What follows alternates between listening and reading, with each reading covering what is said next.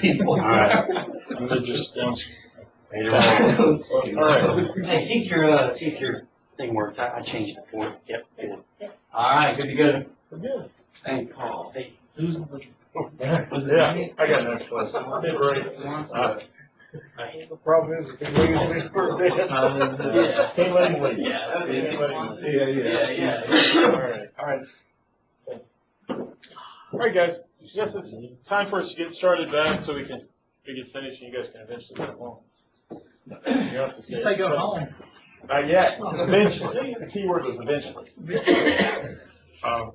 So now we're going to start. Time those lights out. Yeah. We'll start the afternoon session with radiation biology. We talked a little bit about this in the morning.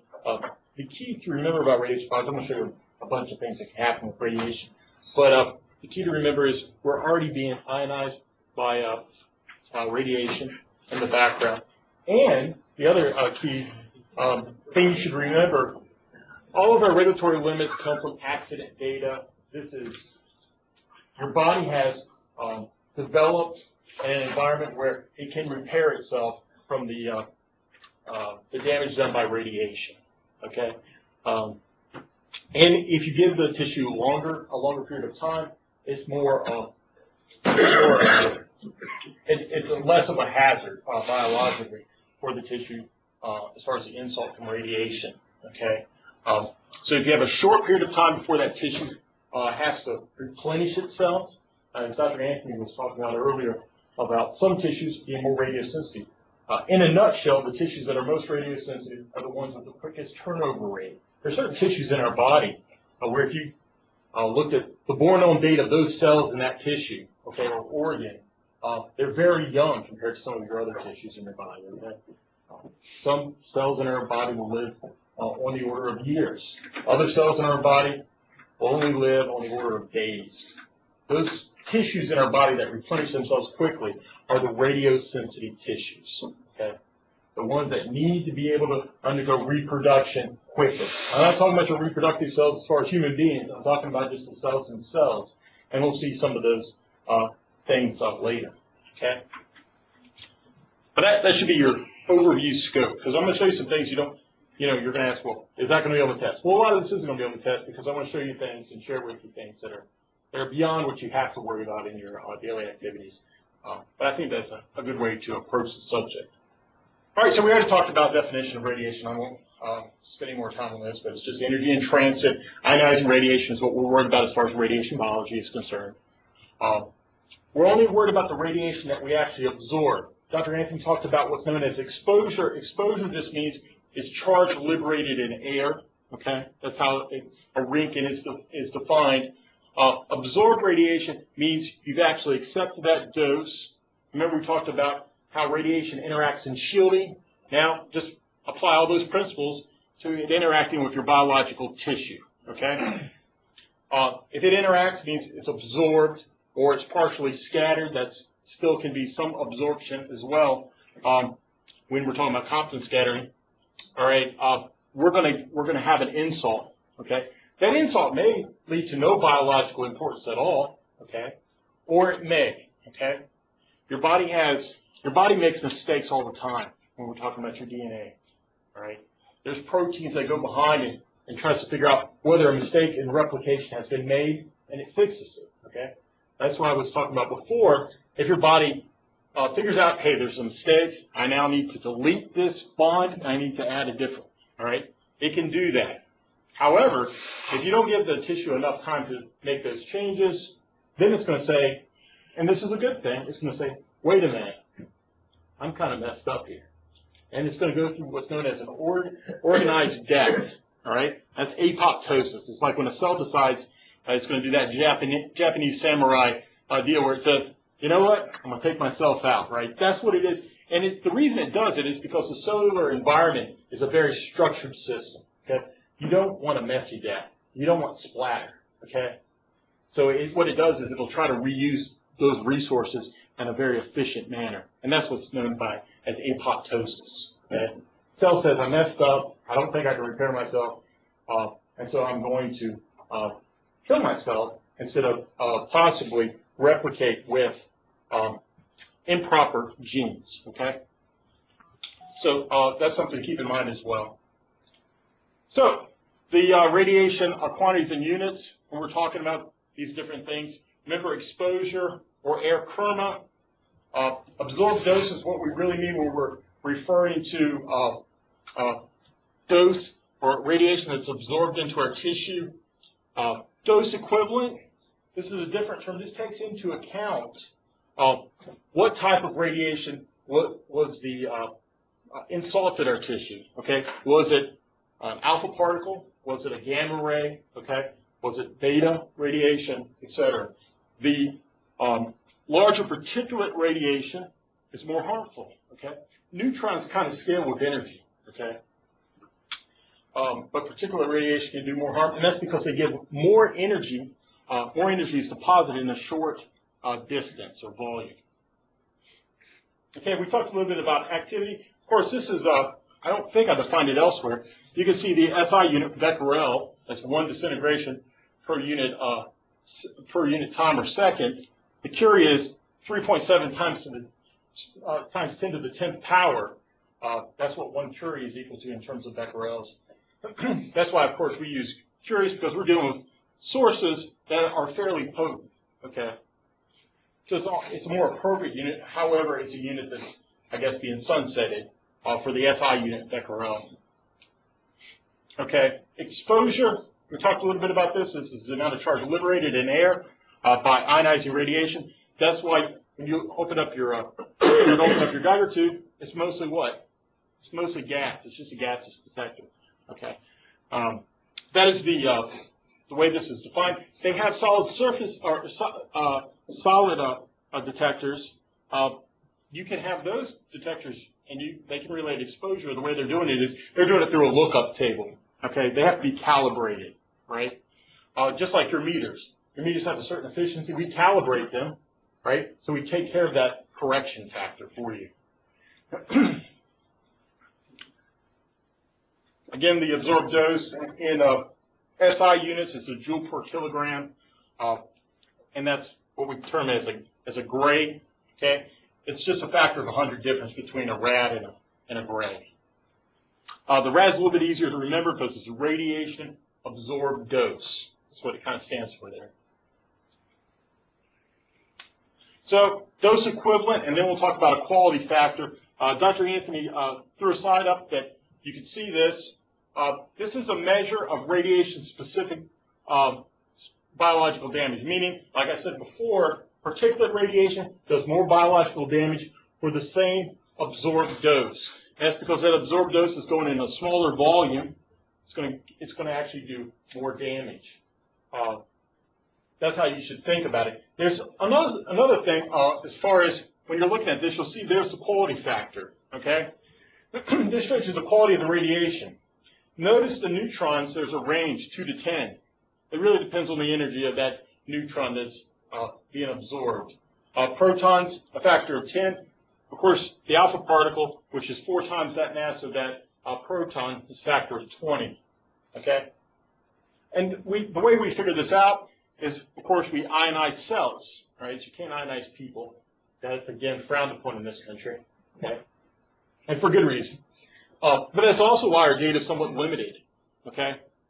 The only people that we give significant doses to under a controlled environment in this country is therapy patients. And that doesn't lend itself to a laboratory environment, right? That's inside of a person. Their nutrition matters. The supply of oxygen to that tissue matters, the vasculature, et cetera. It's very complicated. So, again, it's not really leads itself to science, even though we do radiate many people in this country. It's not in a controlled way. So what they do is they actually take cells out of people, and we basically radiate those cells. And we're only looking for whether or not those cells continue to grow in colonies. When you're reproductively dead, as far as radiation is concerned, you're dead, right? And that's what we care about. Does that cell colony continue to grow? And we can see that the effects from alpha radiation, protons, and neutrons are greater than that of X-ray and gamma rays for the same amount of energy absorbed. Now, the first discovery of radiation is a little history. So you don't have to just learn definitions over and over. The first discovery of radiation was from Rinkin. That's where the term Rinkin comes from. It's from this gentleman, the scientist, back in 1895. He's actually studying cathode rays, as they were known, okay, in a dark room, and he basically saw that on a flesh an image could be created. And that's, the story goes, he once placed the hand of his wife in the path of the rays. You shouldn't do that. That's round a point again in this country. And to see them on a photographic plate. So you can see when people started using this right away, they didn't know that it was damaging to tissue. So his wife even remarked when she saw this, because when do you see this? You see this on skeletons, right? You're basically looking at your bones, all the soft tissue, of course, eventually goes away for all of us, and you see the skeletal. So she thought she saw her own death. It's kind of a weird deal. The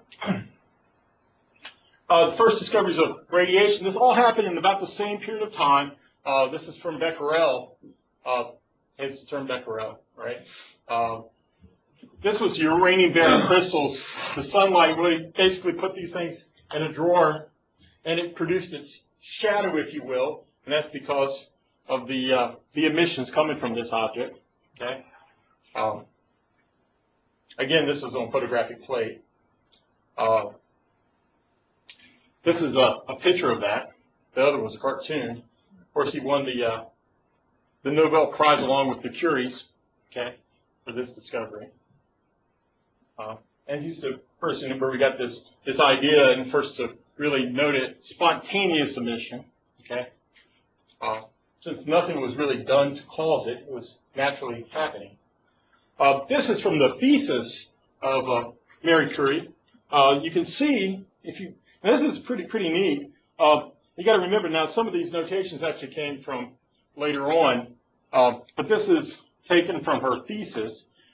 And what you can see, there's alpha particles. Now this is in a field, so that positive charge should deflect to one side, negative charge should deflect to other. Things without charge should go ahead straight forward.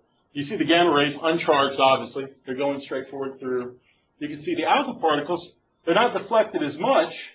The betas are turned rather demonstrably depending on their energies. Okay? Anybody know why the alpha particles weren't deflected as much as beta? Same charge, +1, -1. This is like electrons. Heavier?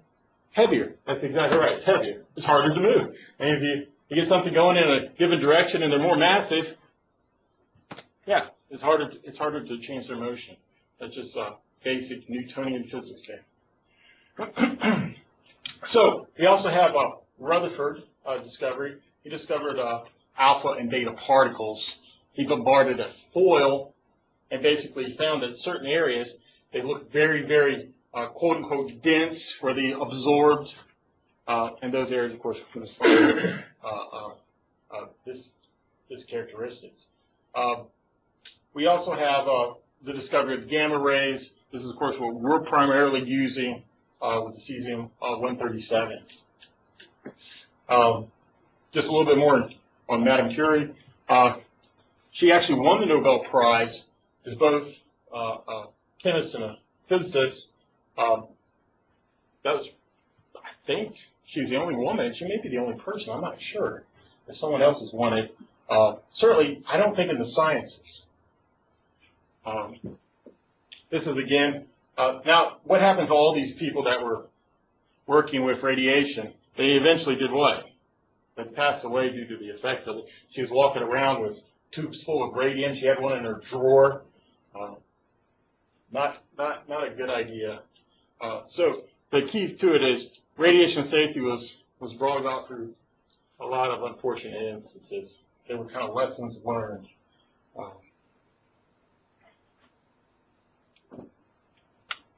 I think this actually shows you how she got. Here it is, where it actually shows you she was known to have these things in her desk drawer, and she remarked on that glow. So this is, of course, without any shielding. And of course, what they actually used medically in those days, they actually were using this to produce X-rays, etc.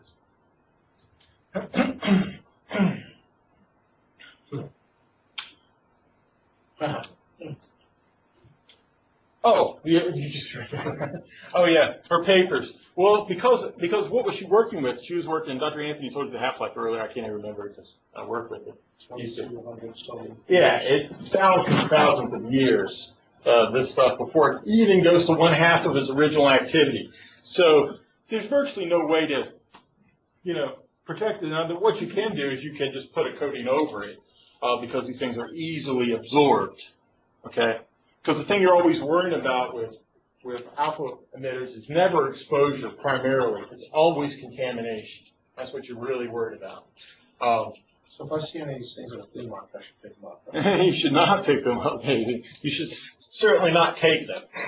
We have radium tablets. We have radioactive toothpaste. All these things were sold. This is even in the 1960s. Just there's cigarette holder. This is one of my favorites. This is to restore your sexual prowess. There was the suppository.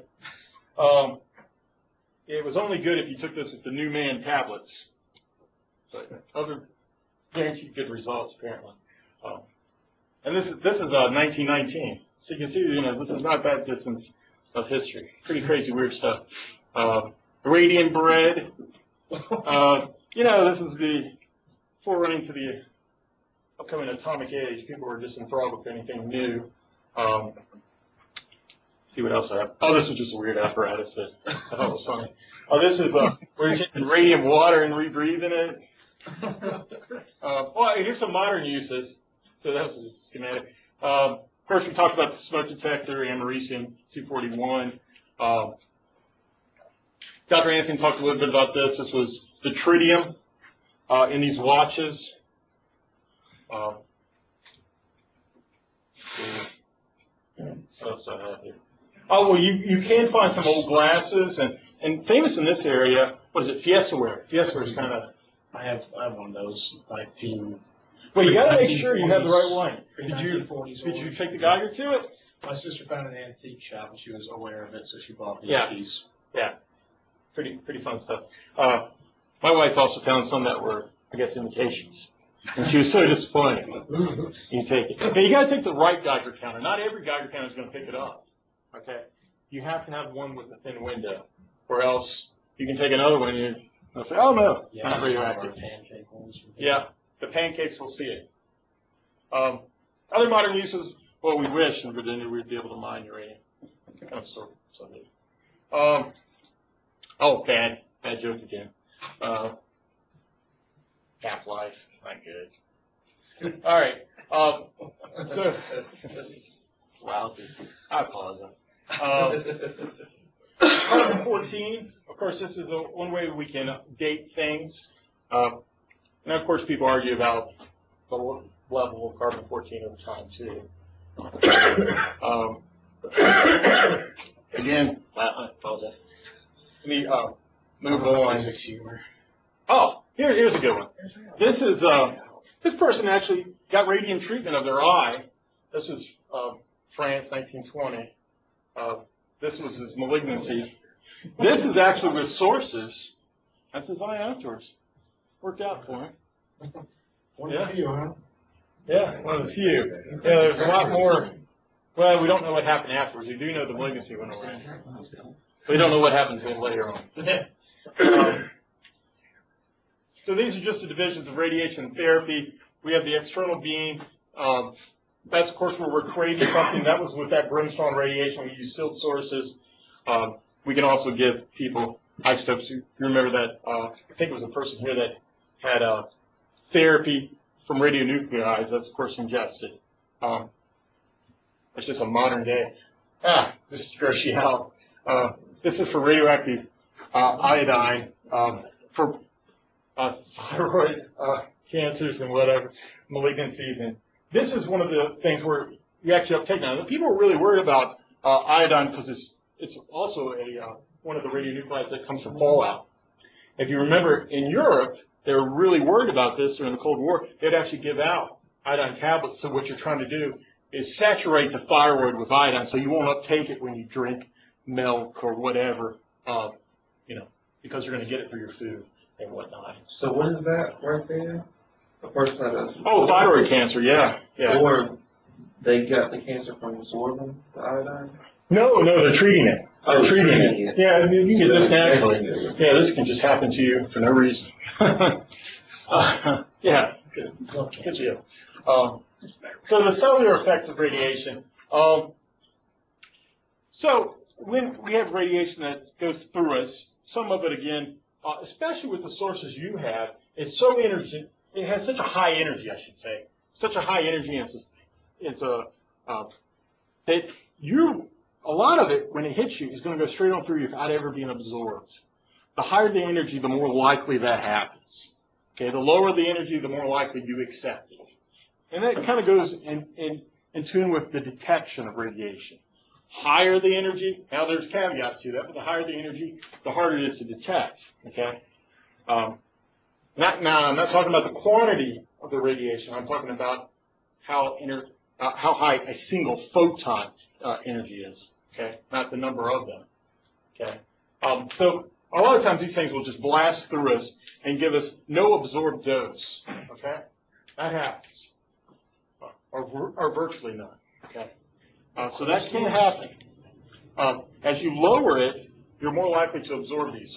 So you should keep that in mind. You're working around stuff that a lot of times just blasts right through you. Okay. Now there's a couple ways you can interact with radiation as far as DNA is concerned. And since we're at a low level of radiation, especially in our work environment and in the environments which we live, we're not in a high radiation field zone.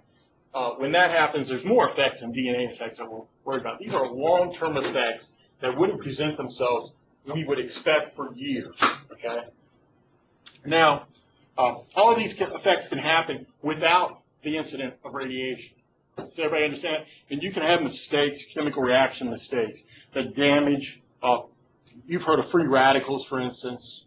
Well, one of the things that can be created from the interaction of radiation in tissue is free radicals. The free radicals would be a really radioactive, not really radioactive, but a very reactive oxygen molecule that would then go and attach.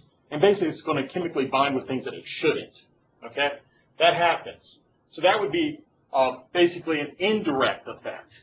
Direct effect would be the radiation comes in here and hits the DNA directly, not through a chemical reaction, but through a physical reaction. Okay, that's going to happen very quickly. Okay, this is kind of the idea of the free radical reaction, where we're basically ionizing water, for lack of a better term, right? We're actually getting OH groups and H plus groups inside of our cells, and they're reacting. Okay. Now, so there's things that you can do to try to reduce the effects of these interrogations from radiation. People have used things that are free radical scavengers. Okay. If you're in a high enough field of radiation, none of these things are really going to be that helpful. Now, there's a couple ways they've modeled the damage done to tissue. One of them is known as a single-strand break. There's another one, the double-strand break. Now, I've told you previously that high particulate or very heavy particulate radiation causes greater damage to tissue. And that's because you're going to more likely have double-strand breaks. Now, how does the DNA put itself together? Well, it looks to the other side and says, what does my partner have on it? And then it matches it.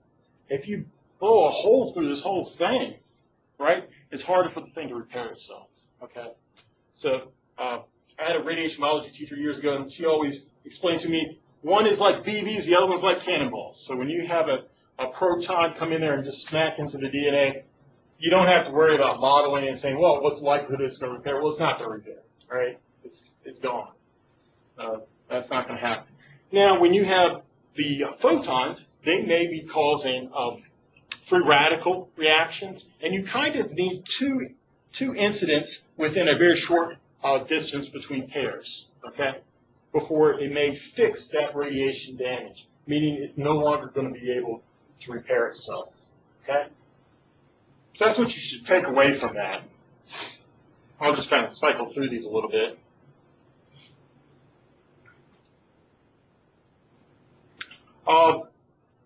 So what affects your radiation response? And this is maybe one of your take-home messages. The radiosensitivity of the cell or the tissue, okay, is proportional to their reproductive activity. And again, what I mean by this, I'm not talking about ovarian cells, etc. What I'm talking about is how quickly does this tissue have to replenish itself? If we talk about our gastrointestinal system, this replenishes itself in the order of days. So that lining of your intestine, that quickly replenishes. So it's very radiosensitive. Your skin, not as radiosensitive, right? You can have much more radiation hit your skin than that gastrointestinal system. This will make sense to you when you go and look at some of the hazards caused by large amounts of radiation. Basically, what can happen is your intestines can just basically slough off. Okay, that's not good, but that's one of the things from radiation sickness. Okay, if that makes sense. The other thing, the ones that are most radiosensitive are the crypt cells. Okay, these are the cells that are in charge of replenishing that tissue. Okay, again, it's more than you need to know, but I'm just making you aware of it. Now, depending where you are in the cell cycle, some cells will stay kind of in a dormant cycle for a long period of time. If they're dormant, meaning they're not being reproductively active, okay, they have more time to do what? Repair, right? This is just like if you are a race car driver and there's only 2 races a year, you can afford to crash your car, right? You can fix it, assuming you have money, right? If there's a race every other day, it's not good, right? There's only so much time. And that's what we're seeing here. You know, if you don't have time to fix the damage, then the damage is permanent. You may take the road of the samurai and take the easy way out here. And that's what you should take home from that. There are basically 4 phases to the cell cycle. G1, S, and G2 are referred to as interphase. The end phase, or the mitosis phase, is further divided into additionally 4 phases: the prophase, metaphase, anaphase, and telophase. Interphase, G1 and G2 are gaps. Okay, this is where you would be dormant in the cell cycle. This is where you could receive more radiation. All right. The cells that make up tissue are defined by their rate of proliferation. That's that reproductive rate. Okay. Undifferentiated precursor or stem cells, immature cells, have a high rate of proliferation. All right. Differentiated cells that are very mature, they have a low rate of proliferation. You can think of nerve cells. All right. Factors that affect the radiosensitivity of the type of cell. Physical factors, things that we can control. Well, what type of radiation? That LET is for linear energy transfer. Okay, linear energy transfer. Remember, I was talking about how much ionization happens in a certain volume, right? Well, that has to do with the radiation type, the quality of the radiation. Is it a photon or is it an alpha particle? Okay. Dose rate. How much dose did you see in a short period of time, right? If you're like us, we're occupationally exposed workers, we see a very low amount of dose over a very long period of time. Do you agree? Even less than our background rates. However, if you were an atomic bomb survivor victim, you may see a very acute amount of dose in a very short window. Okay? This is why I said all of our data comes from people that are really not like us. They saw a very acute dose, and actually they didn't see it from photons necessarily. They might have saw it from neutrons, etc., different types of radiation. And they saw it on a very short period of time. Biological factors, the cell cycle. This OER stands for the oxygen enhancement ratio. Obviously, I was telling you something about free radicals. If I have more oxygen in the air, I'm more likely to have the ability to strip that electron from that oxygen atom, and it will then react with places in my DNA that I don't want it to. Okay. Again, we talked a little bit about free radical scavengers, things of that nature. These are radio protectors. So I've already talked about the linear energy transfer. This is just a measure of the rate at which energy is transferred from ionizing radiation to tissue. Okay. High LET. This would be the proton. Protons would fit this category.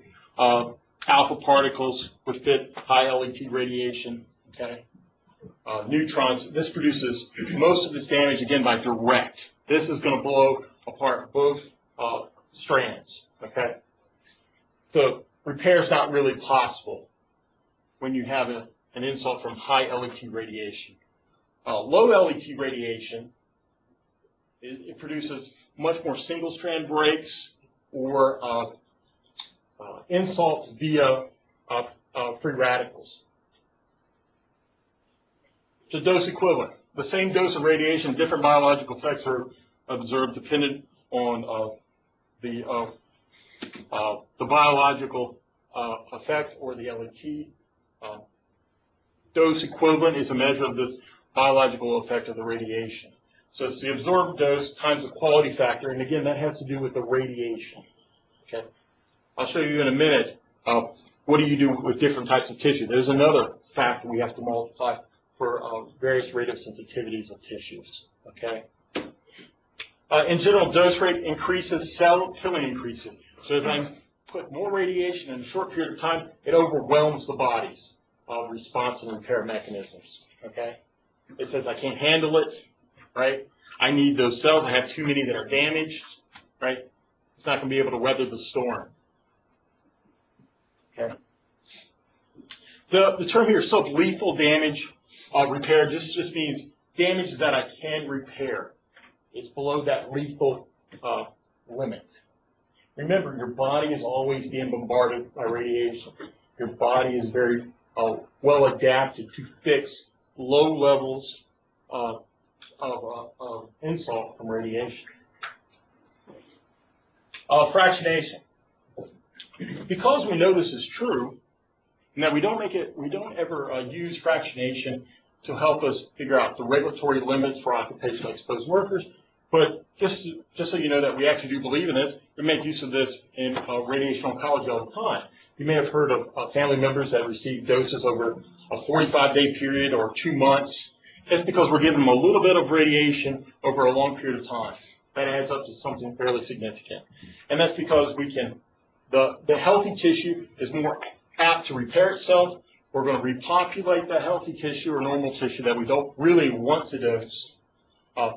The tumor is going to actually cycle, and some of those cells that were relatively insensitive to insult, meaning they were not dividing, will reassort themselves along the cell cycle, and we're going to allow new vasculature to form.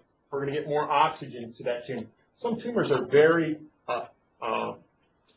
poorly oxygenated. Okay, they have poor vascular systems because they grow too rapidly. It's like going to a city where the population is just booming, but they don't have the infrastructure, right? They're just stuck in gridlock. So cells are more radio-resistant in the late S phase. They're more radiosensitive in that M phase when they're dividing.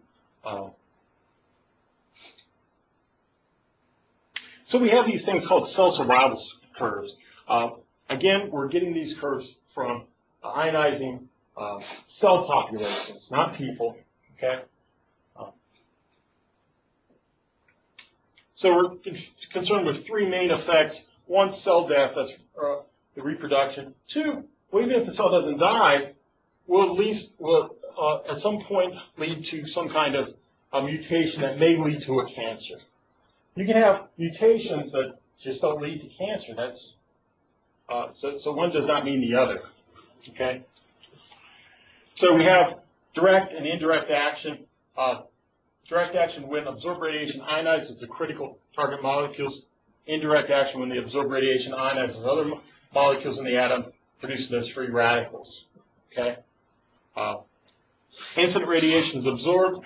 Ionization of the target molecules, the DNA. That's what we're normally worried about. Again, if we ramp up our exposure rates, well, other things happen. Okay. Other things happen, and we have more immediate concerns. If we get our exposure rates high enough, we actually would pass away due to cerebral swelling of our skull. just like a head injury, right? That happens really quick, okay? So don't think everything's always going through the DNA. It's only at low exposure rates, okay? We talked a little bit about the single strand and the double strand breaks and the radio protectors. Again, the radio protectors decrease as LET is increased. LET increased, remember, what's high LET? It's going to be on the test. Alpha particles, protons, etc. Particulate radiation. Low LET, those are photons, okay? Regardless of the energy. Again, the late effects of radiation, primarily we're worried about cancer, hereditary effects, that means changes in the gene pool, okay? Cataracts. Cataracts is one of the more common. They've actually taken this out of the stochastic effects, and now this is something you can almost guarantee.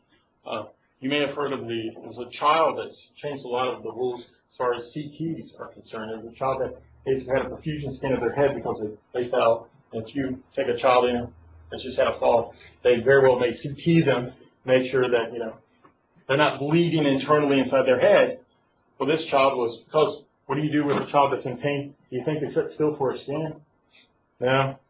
And so this child kept moving, and this technologist kept repeating the scan 46 times. And one of the results was they had a band going all around the child's head where it had erythema or reddening of the skin due to that dose.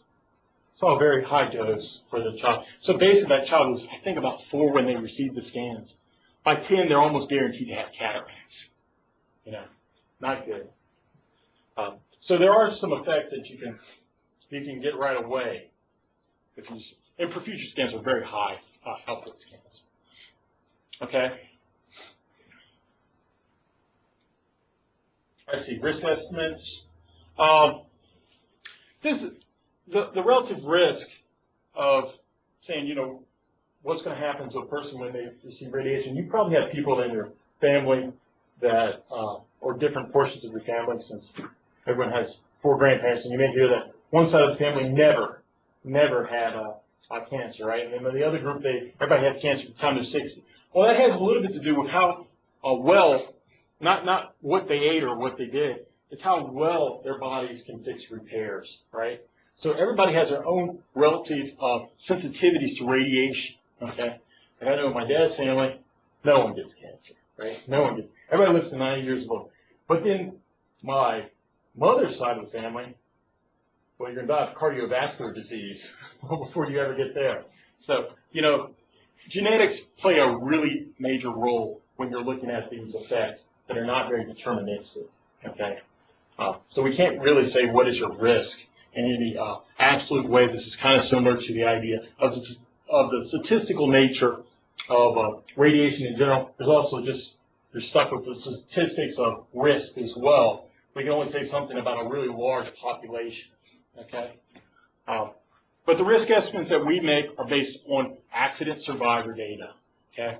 So we're stuck with some models that really aren't too appropriate, such as the radium dial painters. These were the people who used to paint radium on those dials, and then, because they're trying to make really precise marks, they would lick the brush. And what happened was that radium was deposited in their bone, primarily in their jaw. There's a whole city, it was in Illinois, where these workers were at.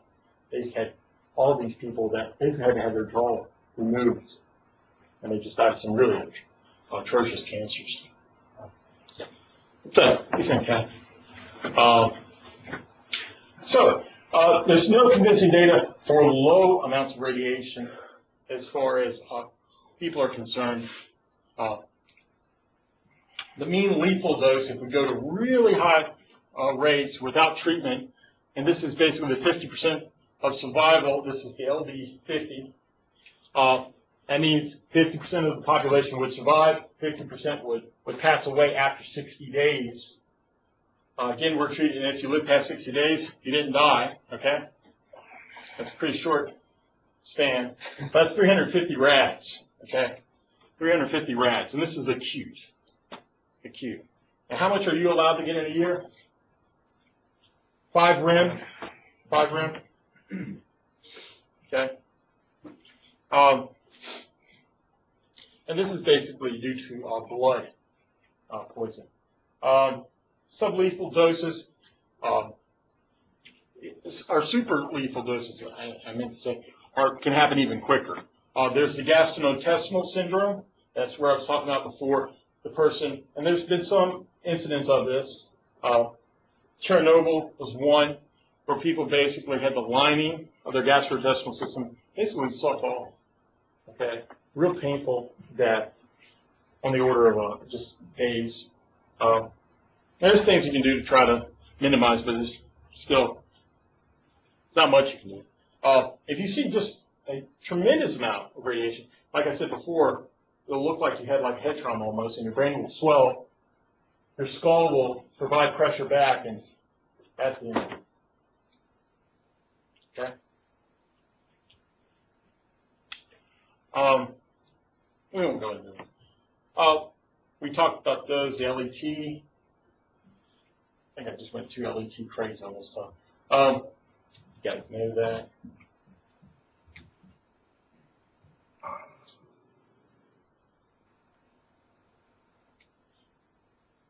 This is just getting to, I talked a little bit about crypt cells, okay? These crypt cells kind of sound like a weird term. These are those cells that are replenishing, okay? I told you before, you know, there's your cellular, there's your gut lining. We have our crypt cells down here.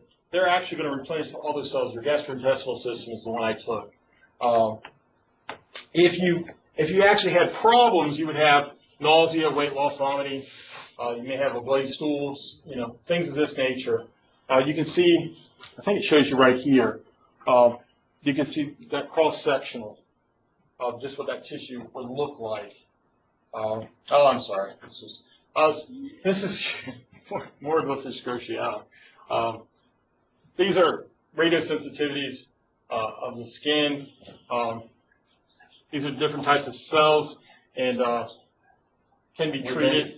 Do they get that from doses? No. This is is cancer. I mean, do the cancer? no. This is things that you might treat. Yeah.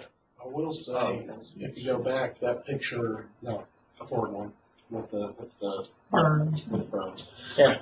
That one on the back of that neck. Mm-hmm. My girlfriend, when she was getting radiation treatment, she was getting some pretty high dose stuff, and that was how she looked all the way around. Oh wow, that's really rare. They were giving her some pretty high dose stuff. Oh, She died I've never. after 8 months of diagnosis, so they were trying whatever they could. Oh wow. Yeah, generally you wouldn't see things like this. This you shouldn't see if you're going to radiation therapy. That's not the design. Some people do get, more so in the past, get skin burns, and that's because when you're using, I don't know what she was using, but when you're using in the past 1 MeV photons, the maximum dose, and this is true for anything less than 1 MeV, the maximum dose actually goes to your skin. Okay, if you ramp up that for a photon and you get more than that, you get what is termed skin sparing. Now, of course, radiation, we always shoot at your skin, but we're going for something maybe beneath your skin, but we end up giving more to your skin. The only way to try to counteract that is go through different ports of entry, okay?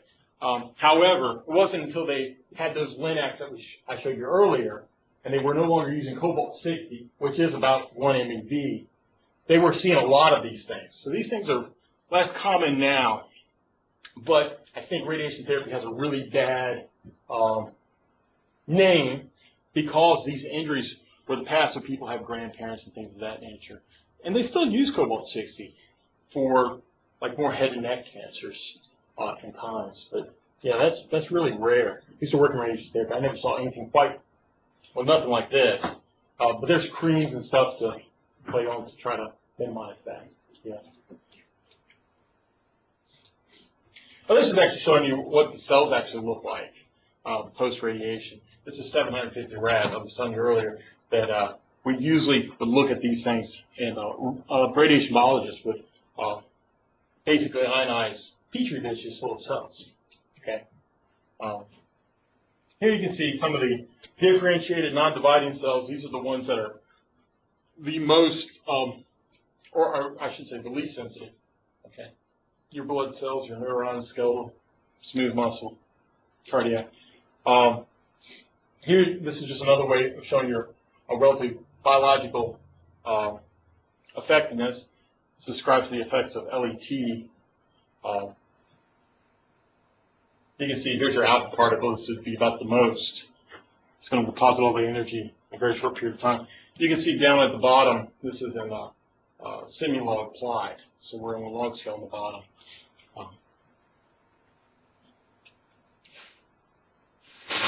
And we saw a picture of this earlier. This is the oxygen enhancement ratio. I think that's it. I think that's all I have on this. You can see that these, the oxygen enhancement ratio, the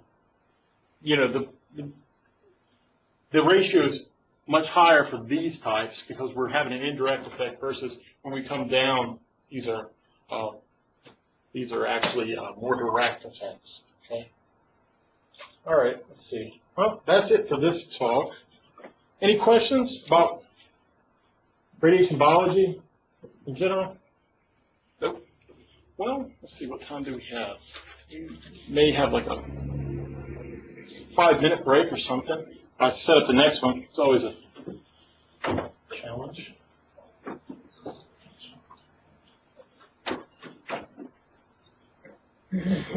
Mark, don't you eat that one cookie in there? Oh, well, I'm cooking out. You won't like it anyway. There's no raisin. Yeah. But we have some chocolate chip in it, too. I'm good. Yeah, packed of cookies. More chips. It was raw. There's nothing in there now. What? It was raw. There's nothing in there? All the cookies and stuff are gone? A few sandwiches about it. The cookies are gone? No, not the ones up on the. That ain't right. I was There's a whole missing tray of one them. cookie. Not a tray. There's a I whole need to box add to my fatness. in packets. I got some packets in here. Packets in what? No, they're gone.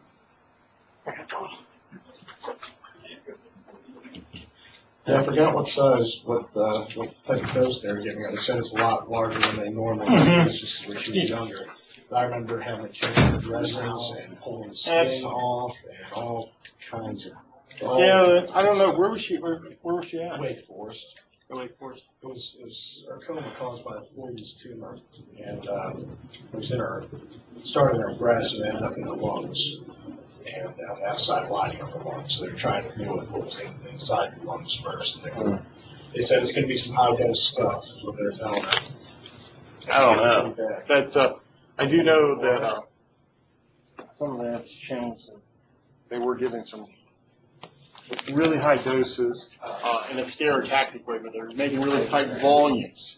Because the lungs, one of the really problematic areas, because the oxygen in your lungs is going to enhance all the dose surrounding the normal tissue.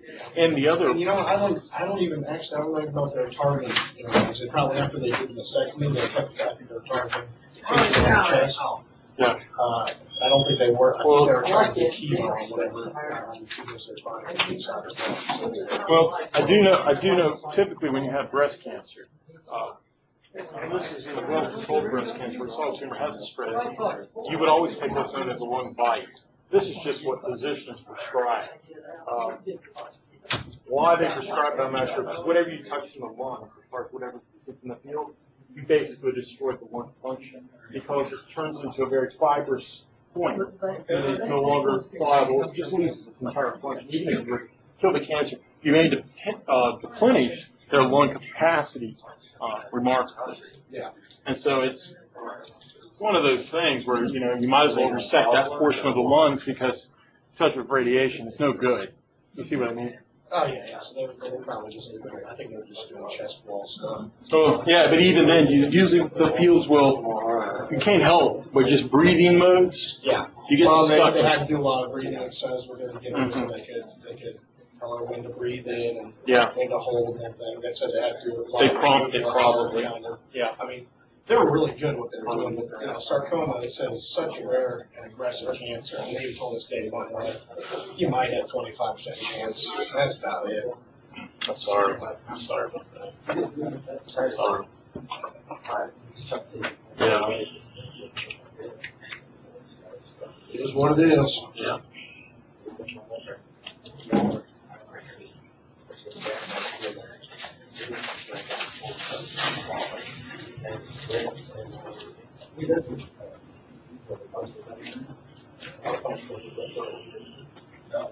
Since I got the name, I had both stretched down my whole body.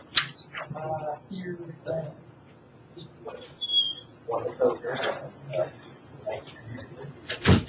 I don't like that noise it makes.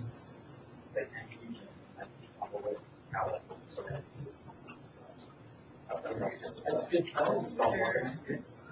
Yeah. Wow. Shoot on.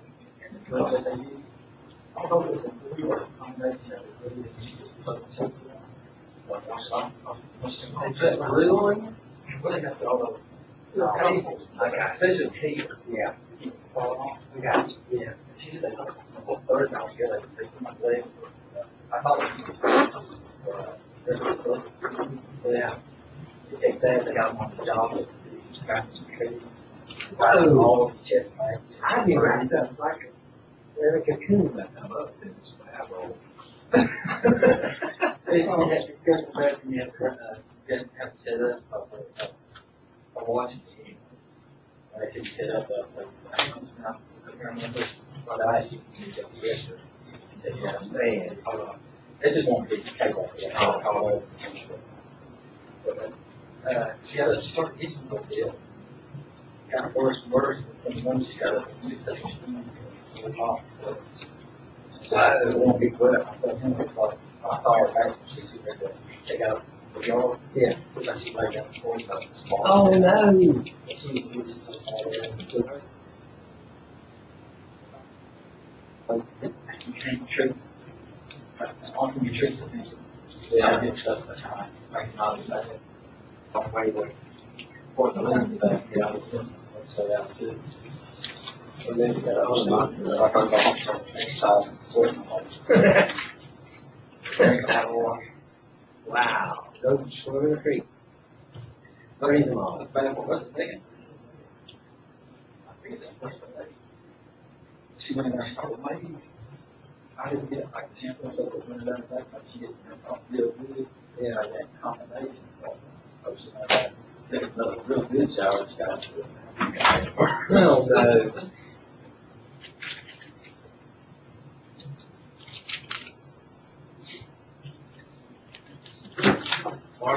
My life. It went off on me again after I resigned and home in the fields. The center pole, like I said, the solder up on there, compass. Other than that, it touched. I don't know if it melted or it touched, but it touched the base, so it shorted down. And I just got it out, I just touched it. No. And it was good, so I put it back together. But that thing went off again on me, but this time it went off on me right before that. Probably 200 feet. I just did side of the sun. Hoping I wouldn't hit anything, because I'd already went down the 1,400 feet. And for the next hole, it did good. It just blinked on me. The last hole, it blinked on me. Just every now and then. The reason is, there's nothing down there to tip of that. If we could put a piece of the phone down there, I don't think it gets hot. I don't think it gets hot. I put a small piece of foam in the bottom. The reason when you put it up there, that's a bad idea. Put some shrink in your heart there. I don't even know if you can shrink too bad. I'll put a piece of cross piece of foam up there, keep that thing from coming down. Actually, it's up this way. It's solid down here. So as you're going down, it's forcing these down. So if you could take that and lift that up all the way to the end, and then put a piece of foam crossways here just to keep it from moving, and then put that thing together, that's fine to take care of it. It makes a little metal bar and on my small cameras, run it down the opposite of the fill on the right. Yeah. That would be good. Oh, It would be connected to the main chassis. and Yeah. ship for forgot about everything. that too. Then really you do four, Oh, two down on the leg, then two off. I've done that before by taking bands from there all the way up. donuts? To the bottom of the band here Mhm. to help get that part into the hole. More stuff you put on it, more after you already get home. But that right there, that I'm would be thinking good. it's like a Just close tank literally. or something like that. Not nothing, just a tile bit. Yeah. Okay. Yeah, when I take And mine if apart anything this else, it'll evening. protect the glass, Yeah. because it's tripping out real fast. Oh, yeah. That's right on. Take mine apart this evening and put that foam in there and try to protect that. I want it much easier to see anything. Maybe you gotta think send it over on, just to leave it in the, Probably. just have to fix it. There's only gonna be a couple solder joints, I'll bet you, $10. Solder has. It's like them 61. I don't know where, on the thing themselves, I don't know where. It wasn't on my side in the first place. Adam had something to do with it, so that's probably wrong. What? No. Helping you? Yeah. We actually need one of the needles fit. Yeah.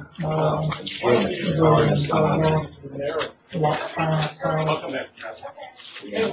You need a tall glass to shut the hell up. Tell you what, we need to do, whoever does that tomorrow, whoever does that tomorrow needs to take the other one and experience. Sure.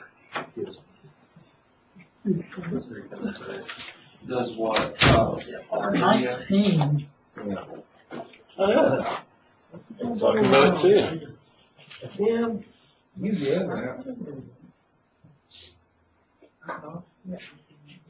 You did right. You told me to look. From 2010. Oh. In my phone, my work shirt. I I couldn't find another. You go like there.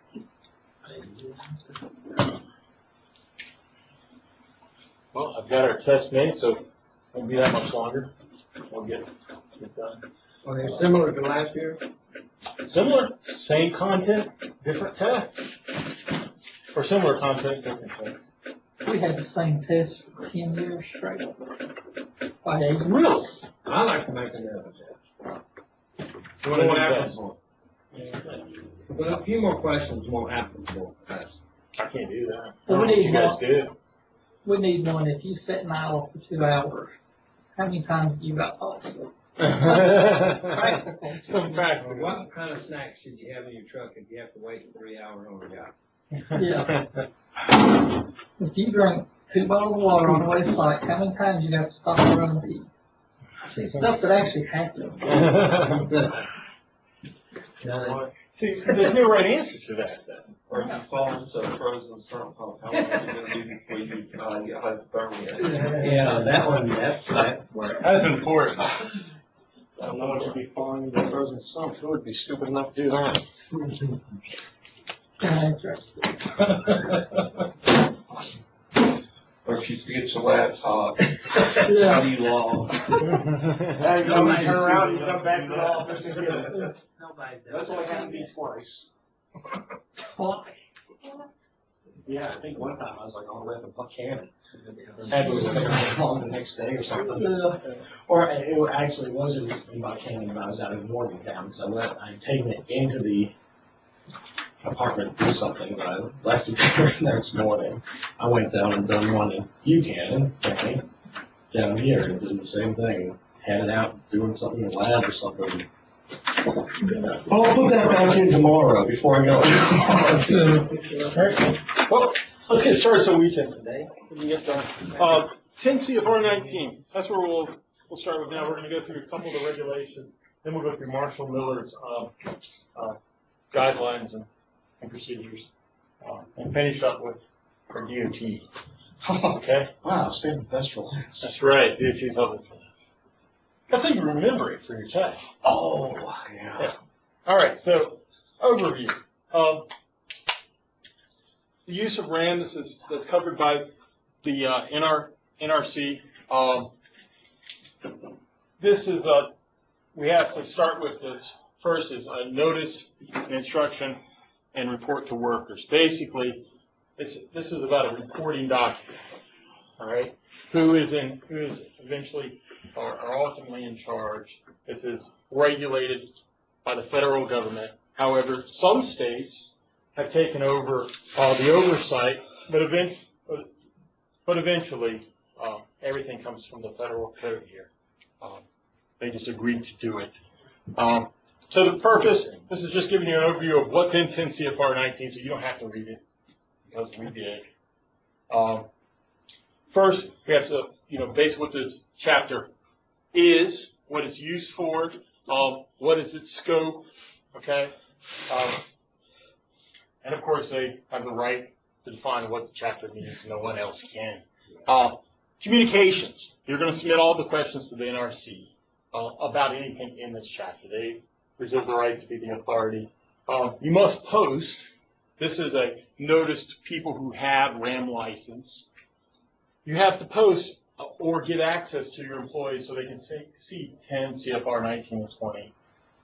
You have to post your RAM license and operating procedures. It's kind of looked back, the RAM license. They did think that if you post a RAM license, and I know we're a little bit of a different type of corporation here, they thought that made you a target in this new heightened security era. All right, so that's kind of, I have had inspectors tell me, don't post your RAM license, but until they change the federal code, we post ours. I tell the people to post theirs. Because at least that way you're saying. Okay. You must post all citations, violations within 2 working days. And you must post the NRC Form 3 notice to employees. So that's one of the things that Dan checked when he's here to make sure that, hey, this is posted somewhere, because that'll be inspected. They'll look for that. We have to badge our workers if they have a potential for over 100 millirems per year. Dr. Anthony talked about that. That basically is saying, even though your badges may never show 100 millirems per year in any given year, you should still be badged because you have the potential, right? Since the sources you're using and the way you're using them, one could construe in a reasonable way how you may be exposed to over 100 millirems per year. Therefore, you should be badged, right? So in some industrial or medical arenas, they may say, listen, my badge has got 10 years. His job function never results in him seeing the radiation that corresponds to greater than 100 millirems per year, which is what we limit the public to from any of our uses, our licensed use. However, that wouldn't really work for you. No inspector is going to believe it. Because you could do something wrong, or you could have a failure in some way one could construe. So they're going to say, listen, this is your exposure rate. You're handling this in a fairly open area, okay? So badging is the safest way to satisfy that requirement. You have to be trained with radiation safety. This is, of course, a requirement for all people who work with radioactive materials. You should know that it's your responsibility as a worker to report any violation. That's one of the notice to employees. If you know something is malfunctioning, you have the right to report it. You do not have to go to your superior and hope it eventually gets reported to the NRC. That's not what they want. That's why the postings are there. You should be trained on how to respond to emergency situations that you would be expected to possibly encounter. Okay. And you should be informed that you can have your exposure totals now and at any point in the future, if you move to another company that did similar work or where you were treated as an occupationally exposed worker, it's their duty to send that dose along with you. Okay. They're going to keep it on file. Notifications or reports to individuals. You must provide occupational dose reports, badges, annual totals, and lifetime totals to workers. Okay. It's also the case if you started working and you previously worked somewhere else, you can ask or if you're working somewhere else right now where you're also being exposed, they're obligated to get all your badge totals, whether or not those totals came from here or elsewhere. Okay. And you, of course, you're going to have to be notified if you exceed ALAR dose limits. Okay. There's the mandatory limits, and then there's the ALAR limits. The ALAR limits are always set at 10%, 30% of the mandatory prescribed limits. Okay. Your RSO can lower those numbers, but they can't raise them. Okay? So they may set it at, if you cross 100 milligrams, we're going to flag you and ask you what you're doing. And somebody may go out with you on the job to see, if you're not efficient enough and how, or you're not carrying the source far enough away from it, et cetera, as you do your work.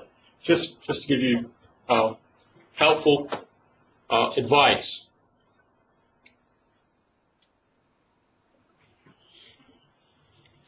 If an inspector does show up, okay, what do you do? Well, what do you have to do? You have to provide them ample time to inspect, okay? They can take any of your workers. They don't have to get stuck with the RSO, okay?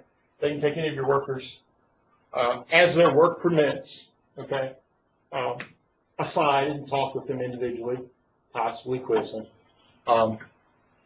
They can refuse accompaniment. Since you have a RAM license, one of the things you submit to is they can come on site and go where they wish, okay, without being escorted. Now, they may get lost. They may never find what they're looking for if they do that, and that's pretty uncommon. But they have the right to do that so that they're not being interfered with, okay? What if it's like we're on a mine site and they don't have MSHA clearance to get on the site? Are they allowed to? Does the I don't know. I don't know how that would ever see override that? Are they allowed to run see, anyway? it's a little bit different. See, when they say your site, your licensed site is here, okay? You mean They would come here and they could come on this site. This is where your address and your regulatory license is. As far as coming on a remote site, I would think they would have to get some. First of all, they're not going to know where you're at, Yeah. and they'll have to do some communications to do that. And that may get into some gray area. Whose authority, trumps whose? I'm not sure. West Virginia would trump in the NRC. Yeah. West Virginia would trump it.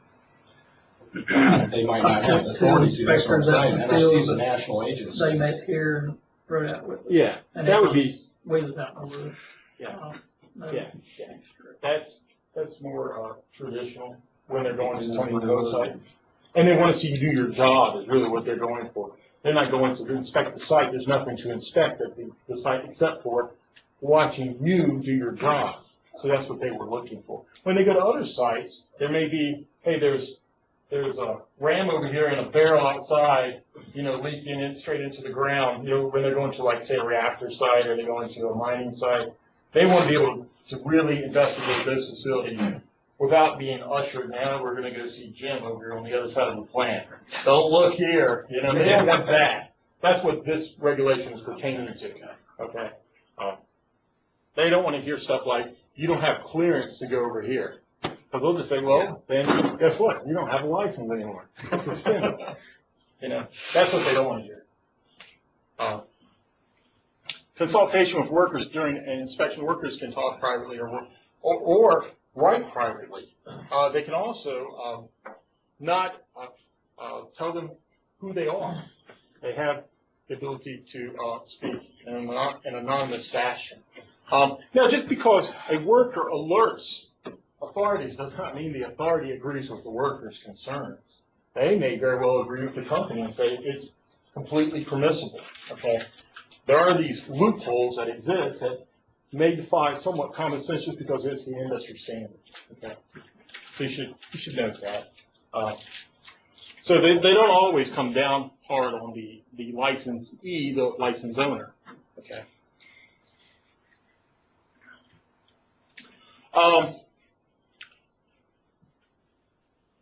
Well, if you've alerted them to something that they are very well aware of and they're comfortable with, they may they'll write you an explanation and say, hey, we're not coming. We know of this. This is okay. It's permissible. Okay, that can happen. And the licensee can get this copy of the complaint and can submit it with it. Now they can also subpoena workers to testify. They can sequester witnesses, of course, because just because you can have a regulation doesn't mean you can do away with the judicial system of the country. You still get a counsel, you still get an attorney present. Now, if you if the counsel has a conflict of interest, now what you do get counsel, but if they believe the counsel has a conflict of interest, when would that happen? Well, if you have the corporate attorney, right? They're thinking, well, you can have a personal attorney, but if we think that this attorney is being paid by Big Brother, your attorney's gone because they don't believe the attorney is working in good faith effort. Okay, but you are allowed to have an attorney. That's the key. The employer cannot discriminate against the worker just because the worker files a complaint. Okay, if that's the only reason. Now, can they come up with another reason? They probably can. There's no teeth to that other than they have to have a reason.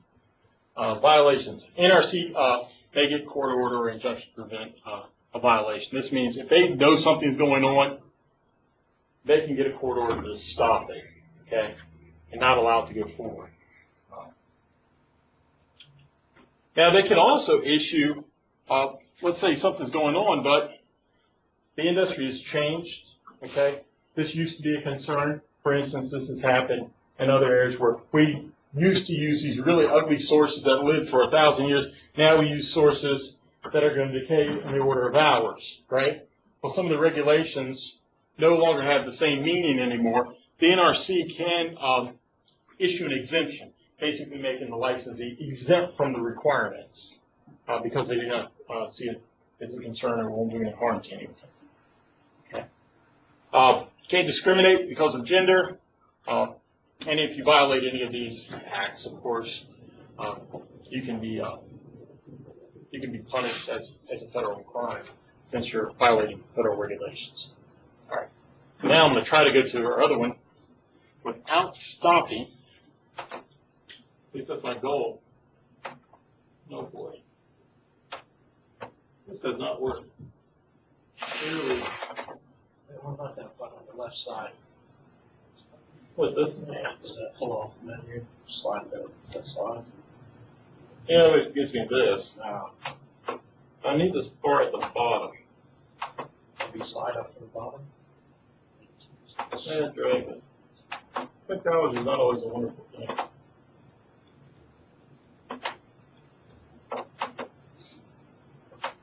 So far, just hit random things here, so.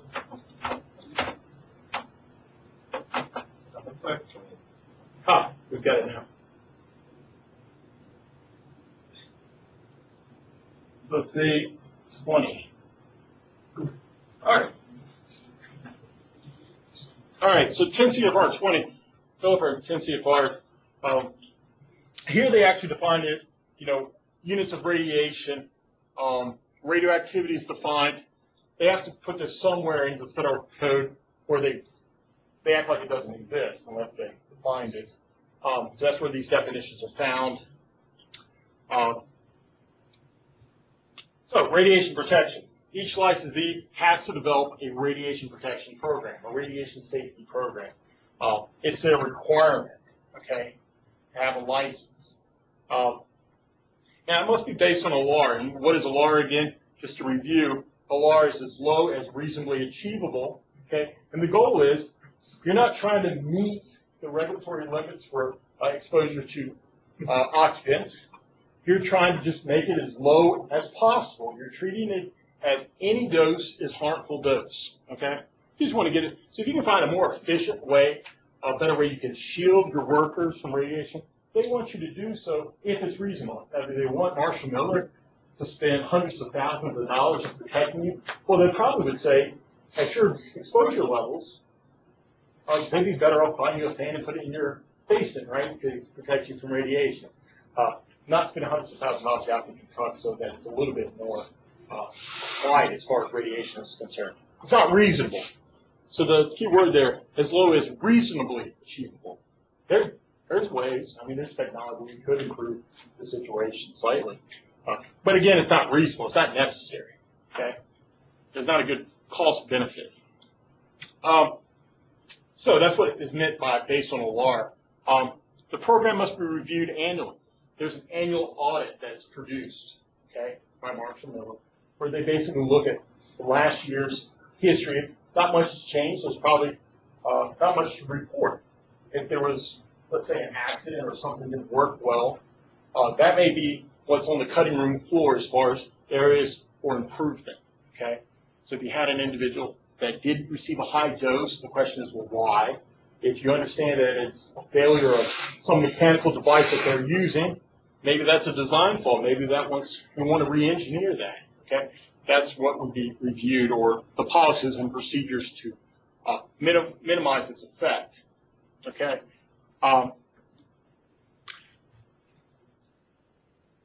Occupational dose limits, we talked about these earlier. Whole body, this is the one we typically would watch. This is the 5,000 millirem or 5 rem per year. The lens of the eye, again, you can have 3 times as much, okay? Skin, you can have 10 times as much as the whole body. What happens if you go over? Well, if you went over and let's say you, instead of getting 5,000, you got 6,800. And how could that happen? Well, you know, someone looks at your badge as quarterly or monthly. Maybe they missed it, okay? So you had a real high badge total. I know that doesn't happen here. What would you do?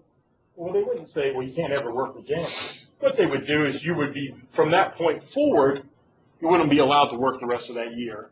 That's one. So you do get the radiation paid vacation, okay? And I did know a gentleman who routinely got that. He got it late in the year and got a good portion of the month of December off. And he worked in fluoro, which is what he did. He just had a workload where it allowed him to see that much dose. Again, there is, from a statistics point of view, we wouldn't expect him to have any long-term health issues. But they still will limit his dose to that per year.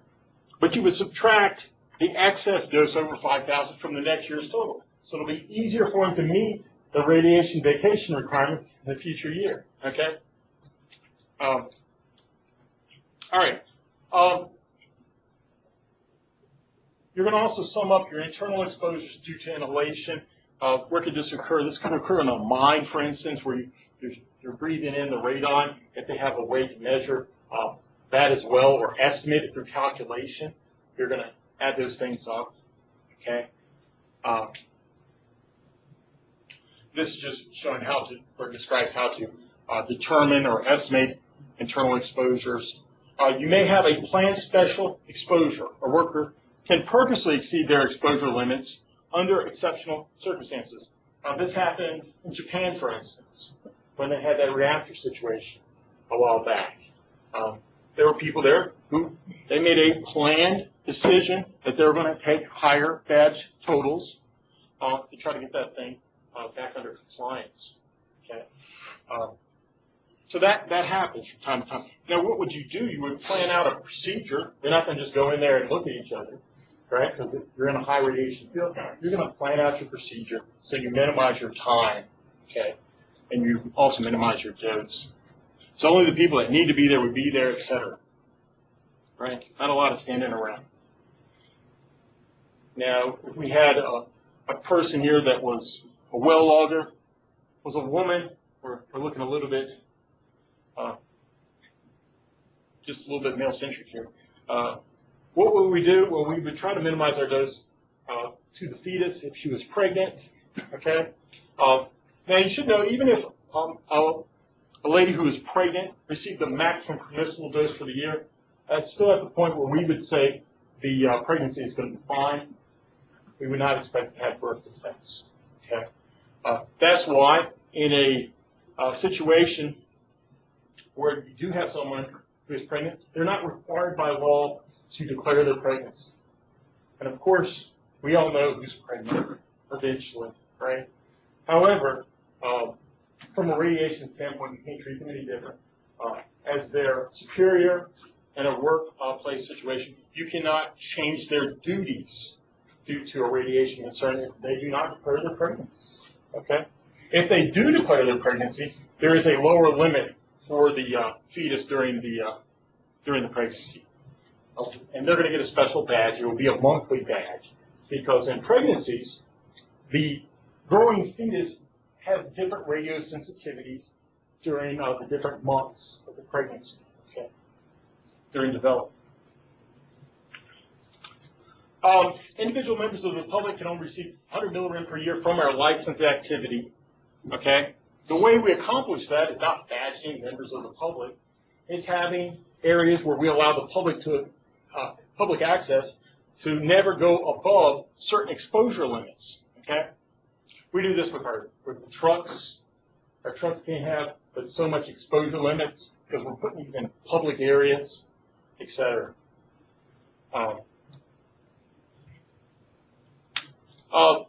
So we're doing this basically through shielding, so we're meeting the exposure limits to members of the public. We can also say, well, that same member of the public, would it be passing by my truck every day, you know, for all the days I'm working, all right? So I can put an occupancy factor for the person who's going to be the most around that vehicle or around this facility where you keep RAM that is not a radiation worker and hence is not badged. So, radiological criteria for license termination states if you have a facility that's being decommissioned, okay, and you want to allow it again to be used for the public, there are certain things that you have to do. You have to clean up that site. Now, this could pertain to Marshall Miller, for instance, if all of a sudden, hey, there's a new technology, you guys are no longer interested in radioactive sources, right, to do your geological mining. Well, what are we going to do with all those resources we got down there on the site? Well, you have to get rid of them, right? And if you want to get rid of that license and all the requirements thereof, you have to get rid of the sources. And there's different industrial situations where they're getting rid of their cesium-137 sources. At one facility, I think they had about 100 cesium sources all over. Make that about 40 cesium sources originally all over 100 millicuries. They want to get rid of them. And that's just a lot of money that they're going to have to spend to get someone to take them. Because they have a relatively long half-life, and the people that can take them, after you terminate your licensed activity, you have to get rid of them because you don't have the license to store and decay. These things will be around for a long time, 30-year half-life, right? It takes forever for them to go away. So you got to find a home for them, and generally that means money. You got to send them out, get rid of them. And that's based on activity. How much activity determines what the dollar amount is. Then once you do that, there's a cleanup. There's how much exposure, residual exposure is still there at that facility before anyone can use it. You can sell it, or you can really terminate the license.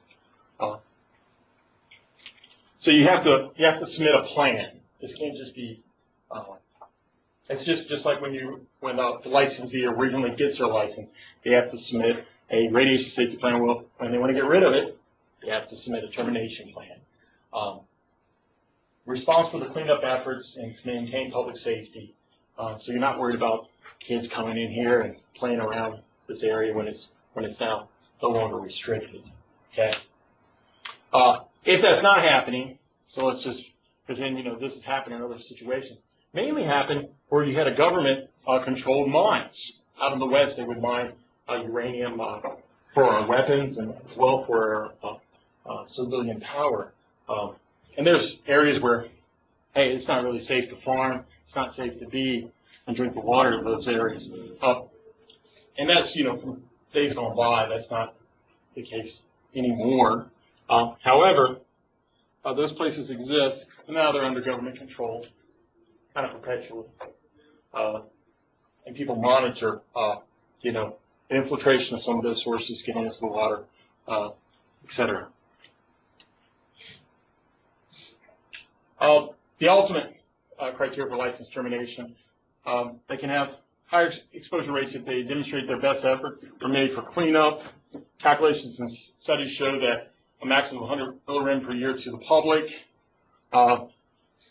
And again, this is going to be discussed in the public forum.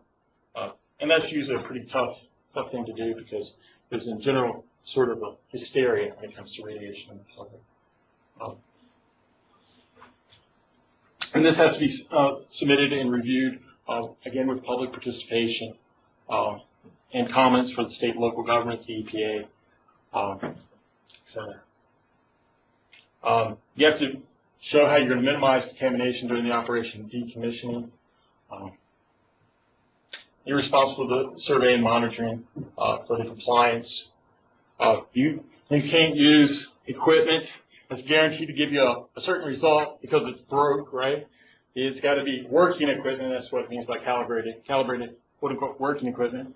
The dosimeters are ND-LAP accredited.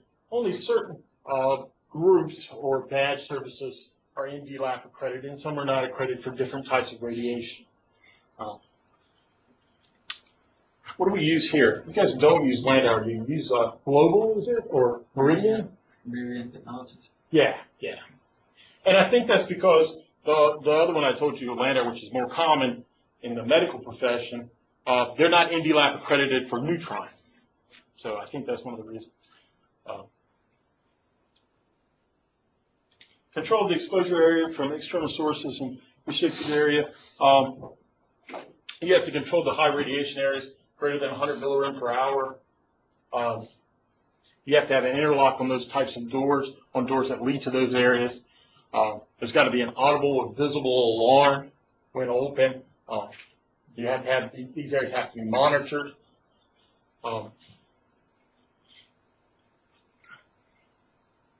Usually you have to post this as well. There has to be some posting requirements for areas with radiation, certainly very high radiation limits. That's because this is an immediate danger, right? 500 millirems per hour, that's an immediate danger, immediate hazard. If I see that sign, I'm running. Yeah, well, that's what it's meant to. Now, you should know that these are, radiation, right? yeah, crossbones for the person and a nice jog, right, getting away. Yeah, that's what it's supposed to do. It's supposed to frighten you and think, well, I shouldn't be here. If you're not expecting to see that, you definitely do not need to be there. I used to work in a place where they had an emergency switch in case they actually did turn on the beam. You could run through some scaffolding and hit the out switch. But they joked and said, well, they told us to put it there, but it'll be too late. But it did make the regulators feel better.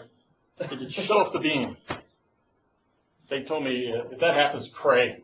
Don't run towards the red button. Pray. All you'll do is just mess up their experiment. So, respiratory protection. If you have internal exposure, there needs to be respiratory protection. Again, this is something I alluded to earlier. The airborne radiation, the radon in mines, this is something people didn't really do a good job of protecting miners from in the previous history, and people have come down with some pretty serious illnesses resulting from that. So now you have to provide respiratory protection. Filters. Now again, most of these things are easily filtered out, right? This we don't need to, put a lead helmet around you or anything like that. Just a simple filter would work. Would stop the alpha particles. So that's what these restrictions are referring to. Of course, the NRC may impose, they reserve the right to impose more restrictions, and of course they also reserve the right to lower these policies. Storage and control of licensed material, this is what has become more of a hot topic, the security of the stored material. So any restricted material, that means that RAM that we have that is not an exempt quantity. There is a certain quantity, depending on the isotope, where it's exempt. And meaning it's not considered radioactive as far as the federal government is concerned. We still may be able to detect radiation in it, but they don't think it's radioactive as far as federal law. If it's not, if you have more activity than that for a given isotope, you'd have to look that up for every isotope because it varies with isotope. You have to have some way of restricting unauthorized accidents. All right. You have to control this material, okay? If it's not in storage, it needs to be under your surveillance. This is why when, of course, you're at a job site, you don't, take your source out and just then drive off site, get lunch, come back, and no, you can't do that, right? It needs to be secured, or it needs to be within your site, within your realm of control. These symbols that we were just talking about one earlier, they're all protected, meaning you can't, don't do this. Don't take this symbol and put it on a T-shirt or something. It is against federal law. Because again, this is no different than yelling fire in a theater, right?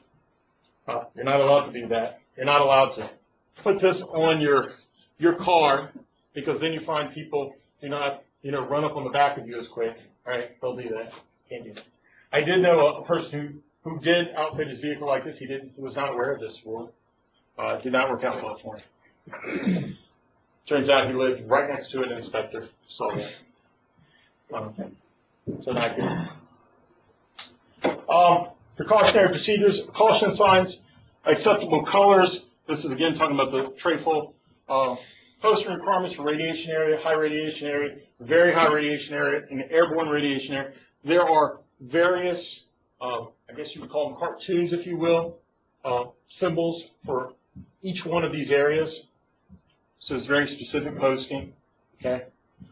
Generally, it's going to be some cartoon telling you about the hazard, because you generally do not want these to be language specific. These are internationally agreed upon symbols. Exceptions to posting requirements. RAM resides for less than 8 hours. RAM is attended by people enforcing a LARA. Okay. That's of course what we're doing, because where we're at, can't post in every woods and put up signs, danger, radiation.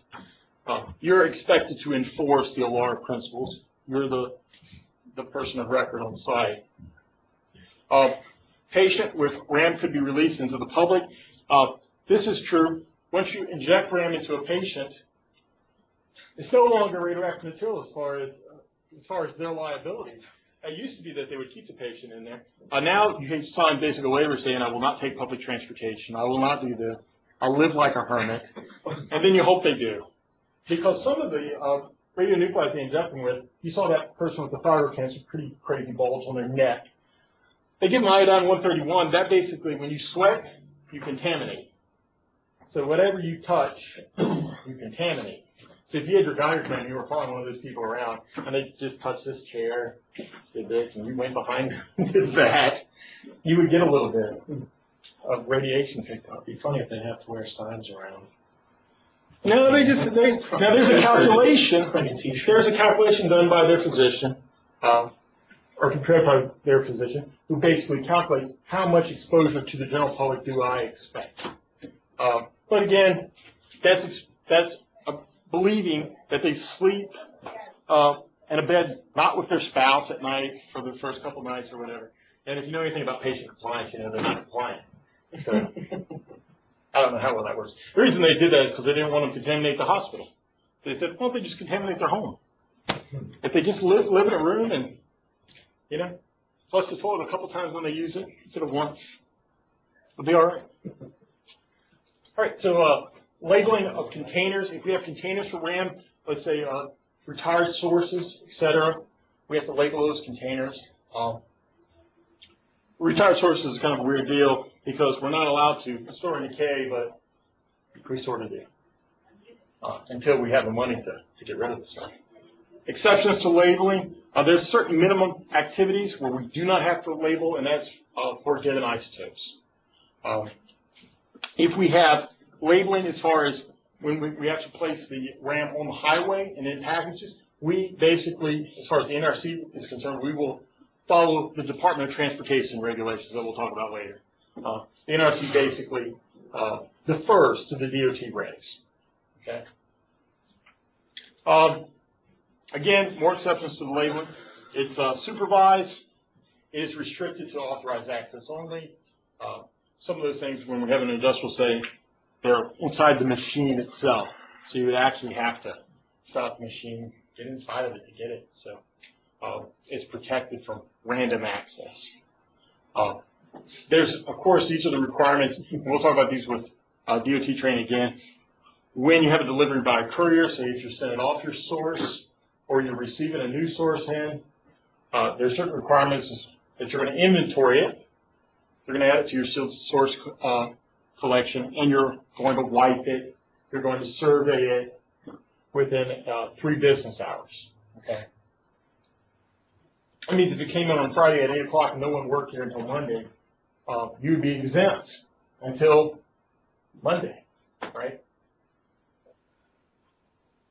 Now, if you know a certain source is going to come and you really don't want it to just be sitting outside in a cardboard box, you need to notify them that, hey, it needs to be delivered by this time or delay shipment to the following week. And again, we're going to measure the package at 1 meter, and at the surface we're going to get exposure rates. There's certain limitations for how much exposure we can have, how high these rates can be. This is important when you think of those troxel gauges, because when it's in a safe position, there's a little covering that comes back over that's going to shield. If it's dirt, and once you work with these gauges, you'll see if there's dirt in there, that shield will not come back fully across, and you could get some very high rates, higher than what you're allowed to ship. Okay, and you're going to have higher exposure rates around yourself, and your badge still may show it as well. So you need to make sure that's clean. I say that for the people who can see this video eventually, not you guys. So there's procedures for opening and receiving these packages. You must notify the courier if the package is contaminated. You would know that by wiping it.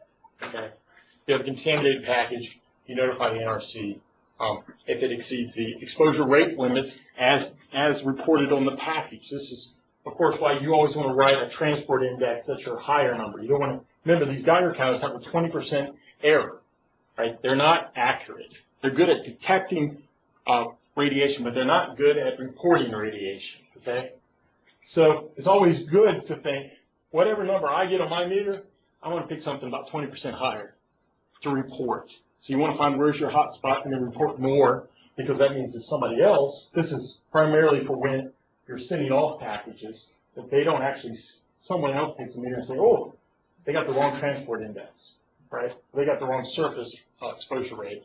No one gets angry when you have a higher value, but they get upset if you reported a lower value than what they see, okay?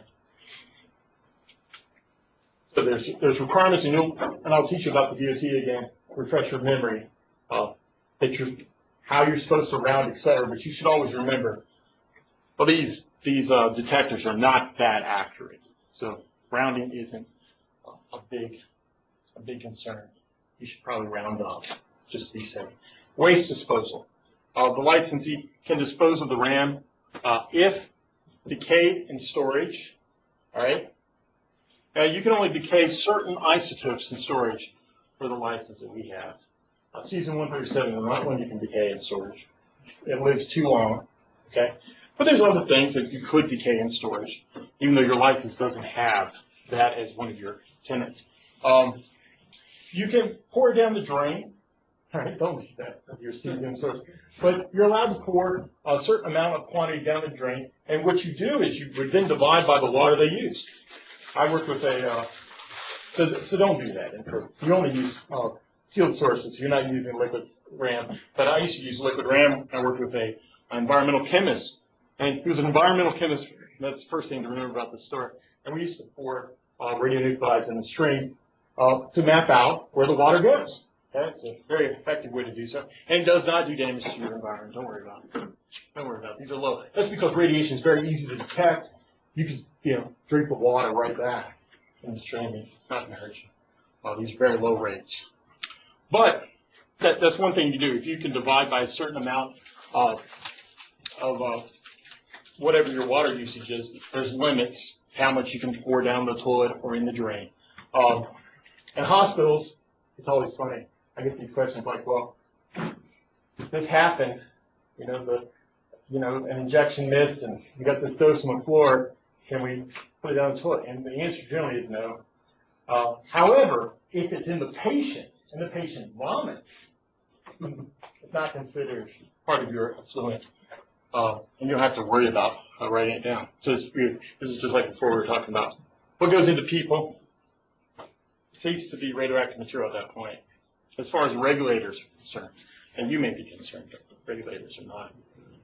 You can transfer, but of course you have to notify them to other license. So you may be getting rid of your sources at some point, right? If you got rid of your sources, you can transfer them to another brand license. But of course, the authorities are going to track these sources, and they need to know about it, right? And they need to you need to have something on file saying we transfer this to such and such license in there, and you have to get their radioactive material license ahead of time to see that they're actually authorized to take it, right? That's a key. And so the licensees can apply for disposal procedures from the NRC. Now, if you're going to dispose, this is why I said, well, let's not think about doing it with our sources. Our sources are not. They're not water soluble. They're specialized sources. That means they're inside of a container that's meant to not be put into the water. It's sealed sources. Only sealed sources are able to be used in well logging, as you guys know. You can't exceed the monthly limits. And of course, this is what I just told you earlier. It doesn't include anything that comes out of a patient.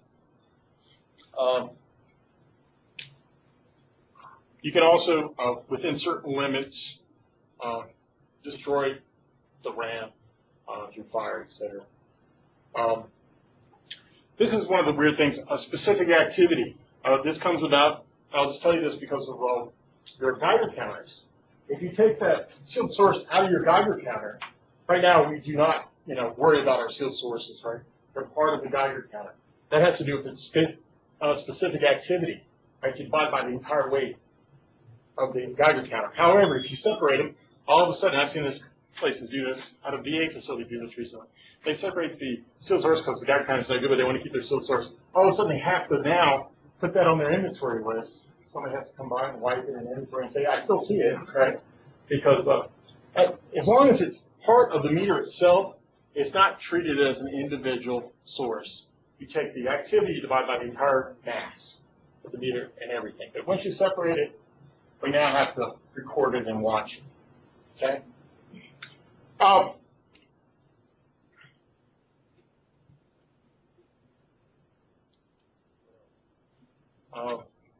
Well, we have to be compliant with all other environmental and health protection regulations. So some things that may be radioactive, there's other hazards associated with them, and we have to be cognizant of that as well. Now, no matter, this is kind of weird. You're going to hear something directly in contradiction to this later. But for this, when we're talking about 10 CFR 20, and the other applicable regulations for well logging, well, this is true. But when we go into DOT, we have to not use these units, Curies, RAD, RAM, et cetera, the traditional units. We have to switch to SI units. Exactly the opposite here later. Okay. Shipping papers, and that's why I made a note here. Shipping papers come from DOT regulations. These are internationally agreed to regulations. We're lucky that it's English. It's not Mandarin Chinese or something. So in China, when they're shipping RAM, it's in English, believe it or not, right? Because these are now internationally defined laws. So you don't write out cesium. That's another thing. You would write what? CS-137, the lazy man's way of writing it. Again, because that is how it's defined. You have to distinguish between the surface dose, dose of the eye, effective dose, etc. In your records. That's why we're supposed to do that. You have to maintain records of your radiation protection program for 3 years. That's how often your people come by. Records of surveys and calibrations should be kept again for 3 years. There's some records that you just have to maintain, period. That has to do with the personnel records, for exposure records. You wouldn't get rid of those because one of your employees may start working somewhere else and they may request, hey, I want my exposure totals, and you have to be able to provide those. Okay.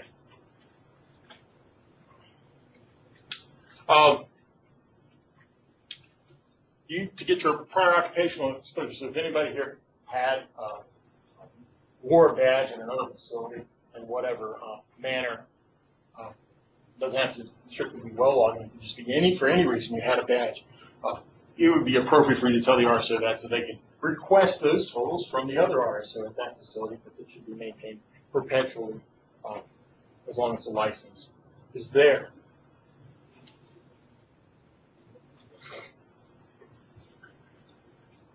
Oh, this is what you would do. So sometimes you run into this case where, hey, I lost a badge. And then the question might be, well, what do we do? We assume that you reach your mandatory limit for that quarter. That's the appropriate thing. Now, does everyone do that? No, they don't. But that's what you should do, okay? It's the most appropriate thing. That way, the reason people do this is because most individuals never reach the mandatory limit in a given year. However, for those that might, you never want it to be in their benefit to not turn in their badge. So, this happens more often in like interventional radiology. You know, you keep hassling this doc about why has he got really high badges. He just says, I'm not turning in my badge. You know, so he may wear it and you say, hey, you wear it, and you just go, yeah, strange thing happened. I lost my badge again.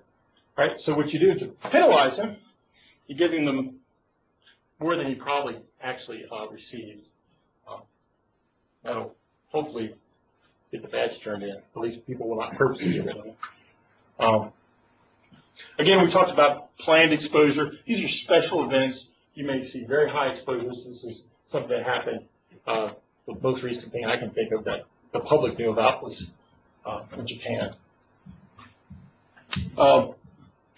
You have to maintain records of occupational exposure to pregnancies, deep dose, shallow dose, lens to the eye, etc. And any estimated intake of RAM. So if you suspect there was a contamination, say there was a leak to the americium source, and you're worried about alpha particle contamination for one of the employees, there's a calculation that must be done, and you have to keep that continually as well. That's part of the investigation to that event.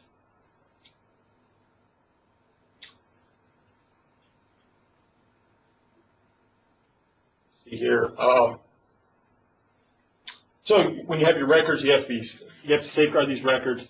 You have to do all your diligence to preserve them in time so that they can be analyzed under some degree of scrutiny later. If you have some theft or loss of licensed material, there's labeling requirements for different types of different isotopes of RAM. If it's above these requirements, you may have to, notify the authorities immediately, or you just have to do it within 30 days. And eventually, you have to have some written report with your signature on it to the detailing what your knowledge of the loss.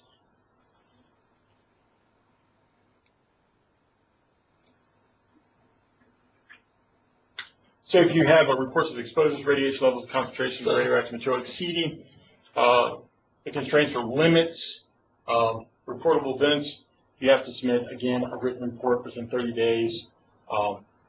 You have to send a written report when the mandatory permissible dose is exceeded or the air concentrations are exceeded. If the unrestricted access area, so if you had a situation where some of the publicly defined areas were 10 times their allowed rate, well, that's a reportable event. And then you have to include some estimated exposure. You're trying to estimate the damage done, the cause, what it was, and then the prevention plan for future events that you prevent it from happening. For planned exposures, so if we were, for instance, working on a source where we think we're going to get much higher rates than we would like, those may be things where you should write out some detailed plan of how you're going to accomplish this, who's going to be there, the ways that you're going to minimize your dose. These things are good things to have on hand. And they also provide a record of how this was done in the past so that if you were no longer working here in some way and had to repeat this process, they can see all the different things that you put into effect to limit the exposure. And they would also have a history of the badge totals associated with that type of repair. So,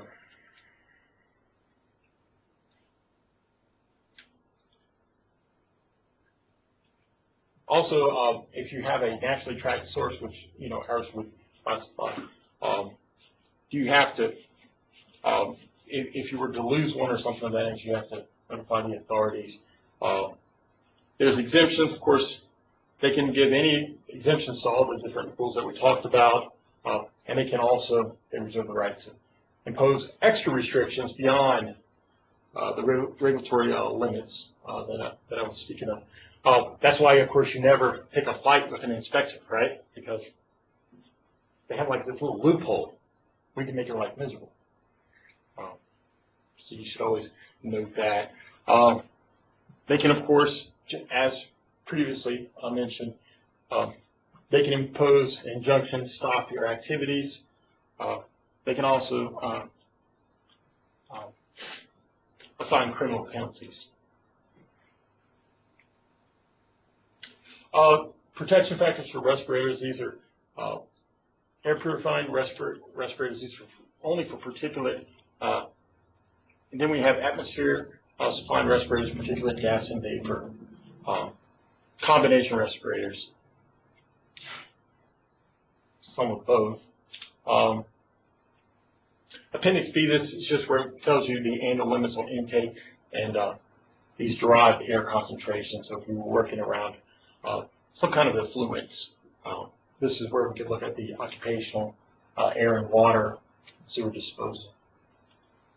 This is the quantities of licensed material requiring labeling. You can see there's cesium 137. You can see very little. We're well above this. Cesium 137, 10 microcuries you have to label. You can see it varies with the isotopes. That has to do with basically its contamination class and the half-life. And these are, of course, the NRC regional offices.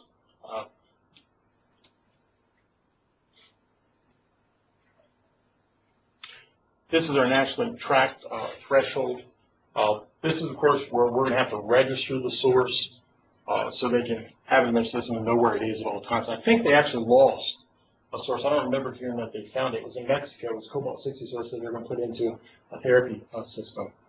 I didn't hear the rest of it, but I know that they somehow did lose something that they were tracking. Didn't someone attempt to hijack the truck or something? As I know, the last thing I heard is it just was unaccounted for.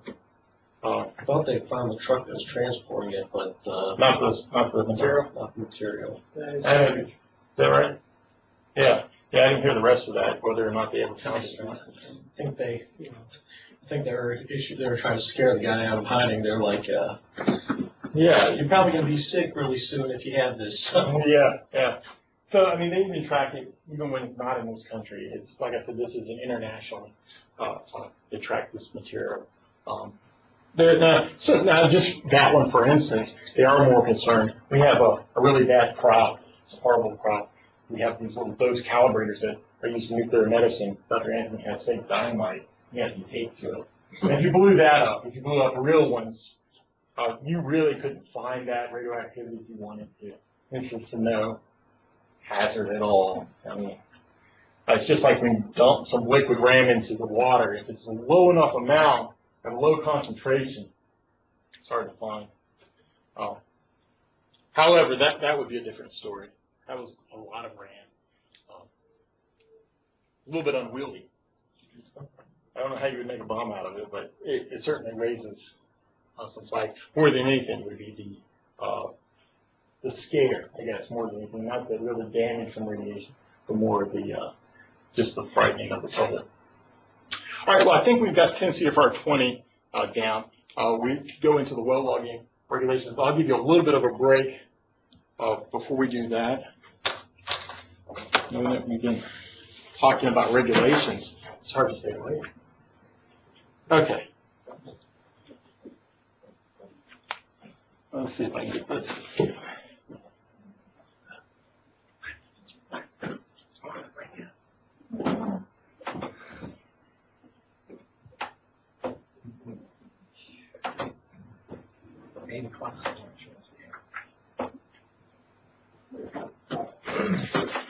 See how many jobs came out anyway. So I only have one other one. Good. They become good for me. That's why I do that. I mean, it's hard for me to pull somebody from tax, send them back to tax. You can go back to tax. It's kind of hard.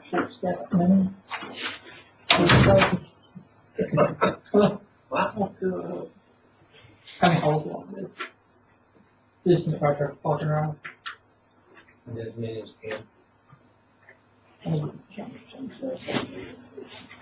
So You look at mine and see how mine's set up. Mimic it. That's about the best, except for I got my bands pretty wide, and they're so tight. They just get really banging it pretty hard. You can't got to take your time coming back out there. now mine goes up. Yes, like 55 down there, and what we're going to pull my son off. I'm going to let that take off. Hey,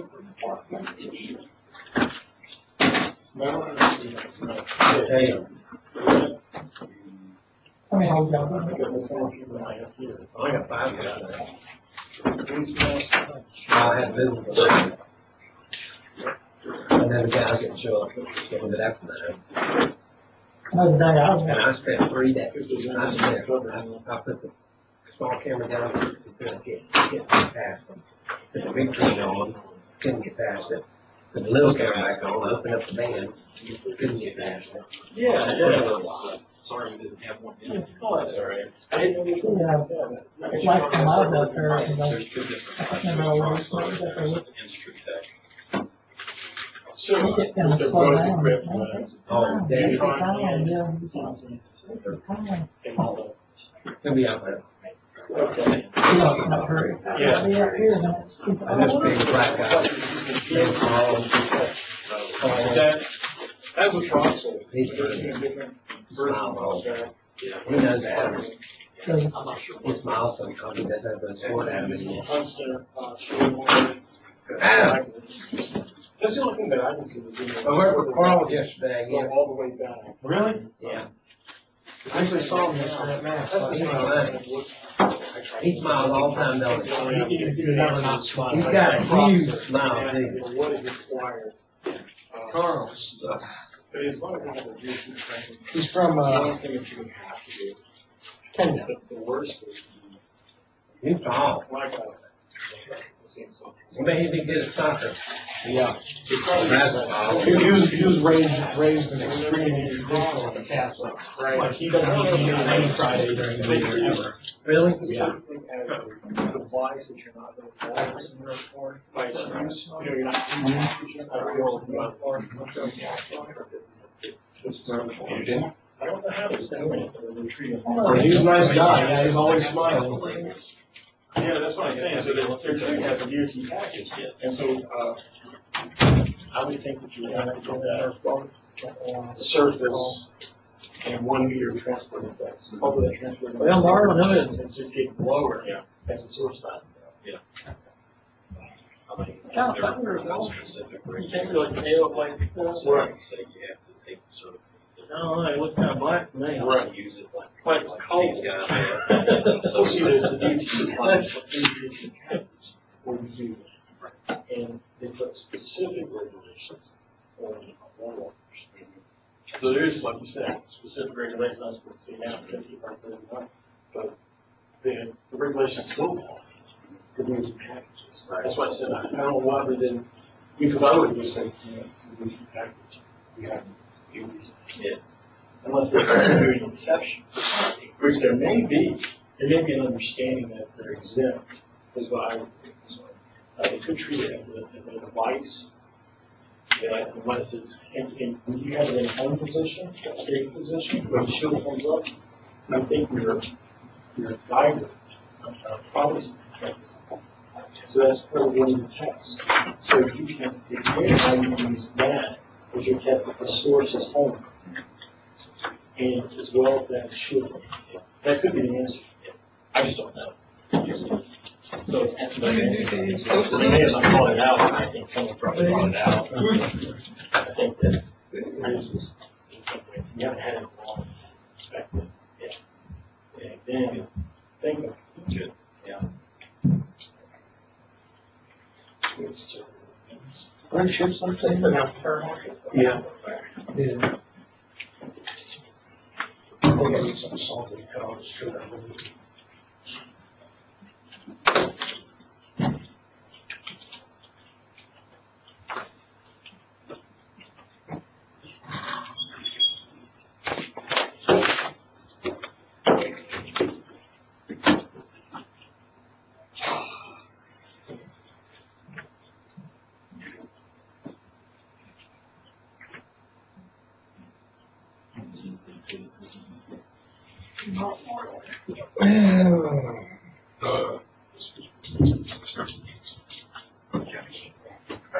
Which time you wait on Pioneer Field? Yeah.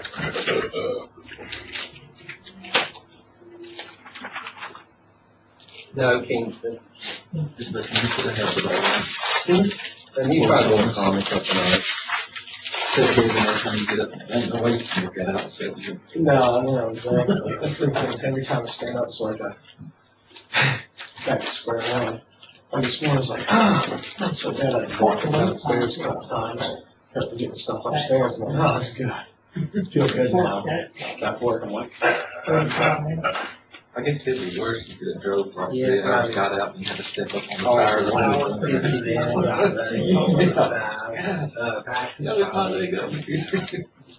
that's always the worst. 45. Because you gotta go past exit. It's That's fast. right at, The last. 65. Exit. The cut down, 65. That is exit 65. So it was Yeah, that's what I was Extra saying. rest from last day. Because it goes back up at exit 80 something. If I went, that would be like the 40. Yeah. Well, I think we got it right, right? Actually, because it's gonna be a little, it's gonna be closer to an hour than that. All right, guys. Let's get started. I think we're on pace. Now we're talking about something that you actually have to know something about, right? This is the well logging. The other stuff, you know, you have to be cognizant of it, but this is the stuff that really applies to well loggers. Yeah, this is good portion of the test. Not everything. Good. The DOT's right. I emphasize. That's what I've been told to do. So, purpose and scope.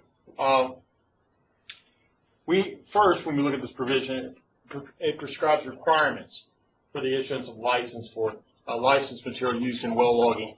It also prescribes radiation safety requirements. These are not in place of, they're in addition to other requirements of parts 19, 20, 21, et cetera. So this is just to augment the requirements. It's not an exception from the others. Okay. This is you have to have an application for a specific license. The requirements for approval, you have to satisfy the requirements for the byproduct material, the source material. You have to develop a program, again, for training logging supervisors. I don't believe we have logging assistants here. Everyone kind of goes out on their own, right? After, the only time you have logging assistance is when we Training them. hire somebody else and they're in training. Yeah. After that. And as a logging supervisor, you're basically the responsible party when you're in the field. That's the key. So that's why you have to have that 8-hour refresher course every year. You have initial training, you have on-job training, and you should have annual safety reviews provided by the licensee. Okay. So how do you demonstrate that you're a logging supervisor's knowledge? You have to have some review of operating emergency procedures. How are you going to, operate with this material safely? You have to establish and submit a program for annual inspections, job performance. You have to submit a description of the organizational structure of the licensee as it applies to rad safety. Who is the authorized or responsible party? That's important. And if you want to perform leak tests and sealed source inventory, you have to identify the leak testing kit, or you have to establish procedures. You can have other companies come in and provide instrumentation and experience that will analyze those wipes, etc. The licensee only can perform well logging after an agreement with the well owner or operator that identifies who will meet the listed requirements of the regulations. So if you had a sealed source lodged in the well and responsible efforts will be made to recover it, that's important. You cannot try to attempt recovery in a manner that will risk the rupture of the source. I mean, that's the last thing you want to do. You have to be able to do radiation monitoring and decontamination prior to release from the site, personnel, the environment, and the equipment as much as possible. Okay? If you have a source classified as irretrievable, that means reasonable efforts have been made, okay, to recover it. These requirements have to be implemented within 30 days. You have to immobilize and seal in place with a cement plug the source. You have to prevent some way for people from intruding on this source stability. You have to identify with a plaque, and the things that have to be on that plaque are, you have to have a caution, radiation symbol, the date of abandonment, the name of the well owner or operator, the well name or identification number, identification of the source and quantity, the depth or the approximate depth of where the source is to the top of the plug. And then you need to list the operator of this well. Right? It's important because if you leave it there, at some point you have to remember this source is still going to be radioactive for a long time. Okay, that's why you're going through all these different provisions. You have to make a copy of the agreement for 3 years after completion of the operation. If the owner and the licensee are part of the same corporate structure, no written agreement is required. However, all the other requirements, because they know who the responsible party is. Okay. All right. So labels.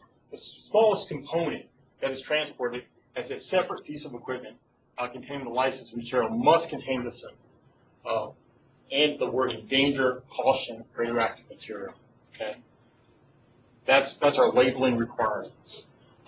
Any container storing licensed material has to be labeled caution, danger, radioactive material, notify civil authorities, or name the company. Okay. The licensee may not transport the licensed material unless the material is packaged, labeled, marked, and accompanied with appropriate shipping papers. That's from 10 CFR Part 71. We'll talk more about that later. Security precautions during the storage and transportation. You have to store the container or package in a way that it's locked and physically secure. Minimizes the danger from fire or explosion. And you have to lock and secure the package while it's actually boarded onto the vehicle. Are you required to have a calibrated and operational survey meter?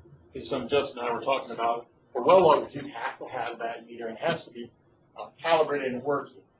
And of course, how often do you have to have that meter recalibrated? It's every 6 months. And that varies with industry. In an industry where they think that you're moving these things, it's jostling around. Like I said, there's actually potentiometers inside of that we turn and we try to calibrate to a known source quantity, known exposure rate. Okay, but those can drift over time. The licensee shall have available additional equipment that can detect low radiation contamination associated with the sealed source rupture. Okay, there's other things that you have. You have your tool, right? That's one of the things you can do. You can use that as well. The licensee shall have each survey instrument with calibrations not to exceed, as you guys said, 6 months. Accuracy, again, this is for guiders, plus or minus 20%.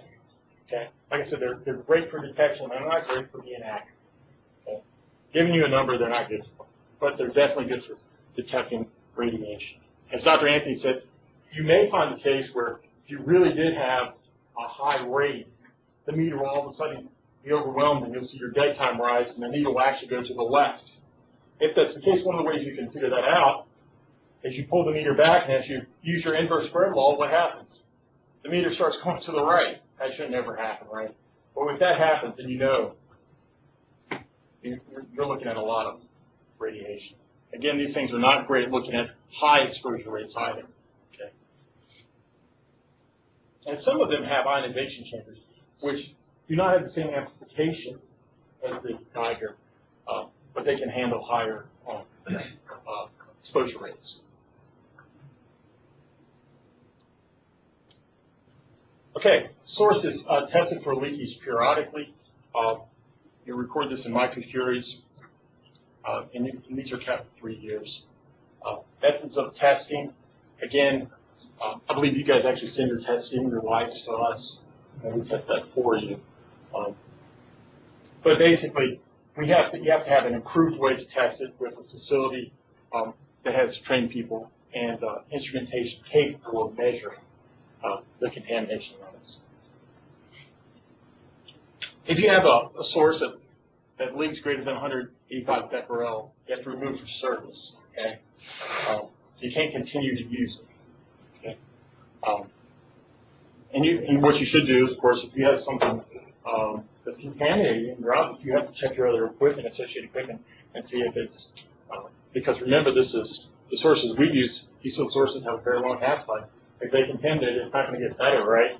It's still going to be stuck on there, right? So we have to check our other equipment and either decontaminate it if possible, and if not, check the equipment, right? Label it as contaminated and treat it as radioactive. All right, so physical inventory, this is semi-annual or every 6 months. The quantity, the kind of licensed material, location, where it's located, the date of inventory, the name of the person conducting the inventory. And normally, when you do a sealed source inventory, you're looking for every single thing that's on the license. You're also going to combine that with a leak test record. Now, these are sealed sources that I believe you guys use. I don't think you use tracer sources at all. So Dustin saying no, no, no. So the key for this is you shouldn't see these things leak. That would be that's almost a regulation that's from times gone by. Okay? You shouldn't see these things leak. They're resin. Okay, they're solid, really. So that's why they actually combine those out. If you see them, you wipe them. Pretty sure they're not leaking, but you test it anyway. Make, model number, serial number, or description of each sealed source used. Unsealed source, if you were using an unsealed source, you'd have to have the radionuclide, the quantity used in a particular well, and what happened to any of the unused material. Identity of the logging supervisor and assistant if there was one, location, date of the use, records, you have to keep those for 3 years. Sealed sources may be used in well logging if they're doubly encapsulated. So remember, we can only use the sealed sources primarily in well logging. So when you think about your DOT rates, remember, you're always using sealed sources. Okay? They're usually special form. Okay? They're doubly encapsulated. Chemical and physical form are insoluble and non-dispersible as practical.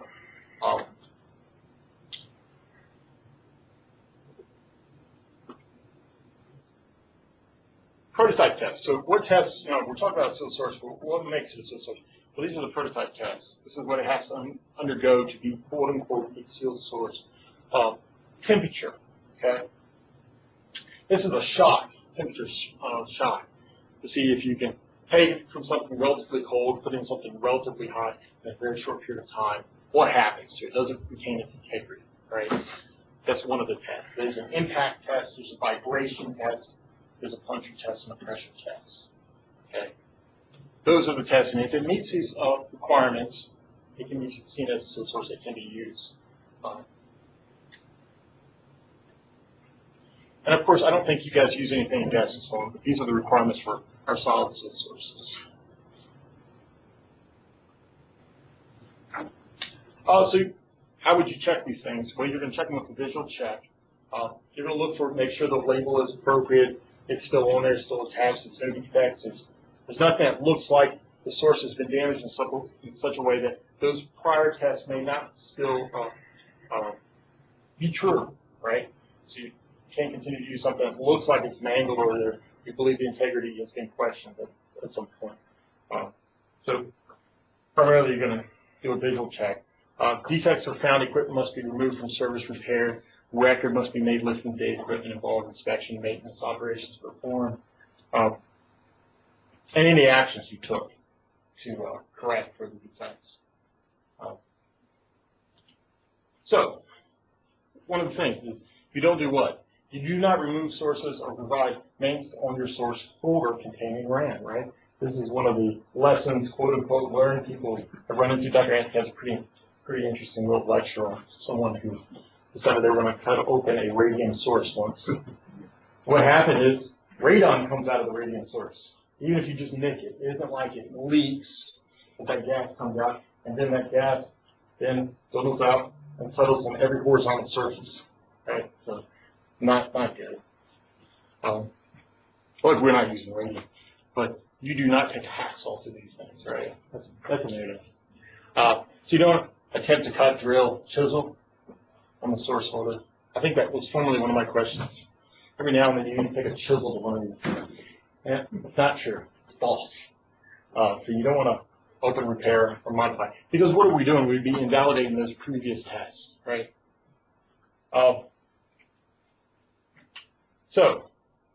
Use of a sealed source in a well without surface casing, only if the licensee follows a procedure reducing the probability of the source becoming lodged in the well. Can you do that? Let's see what else.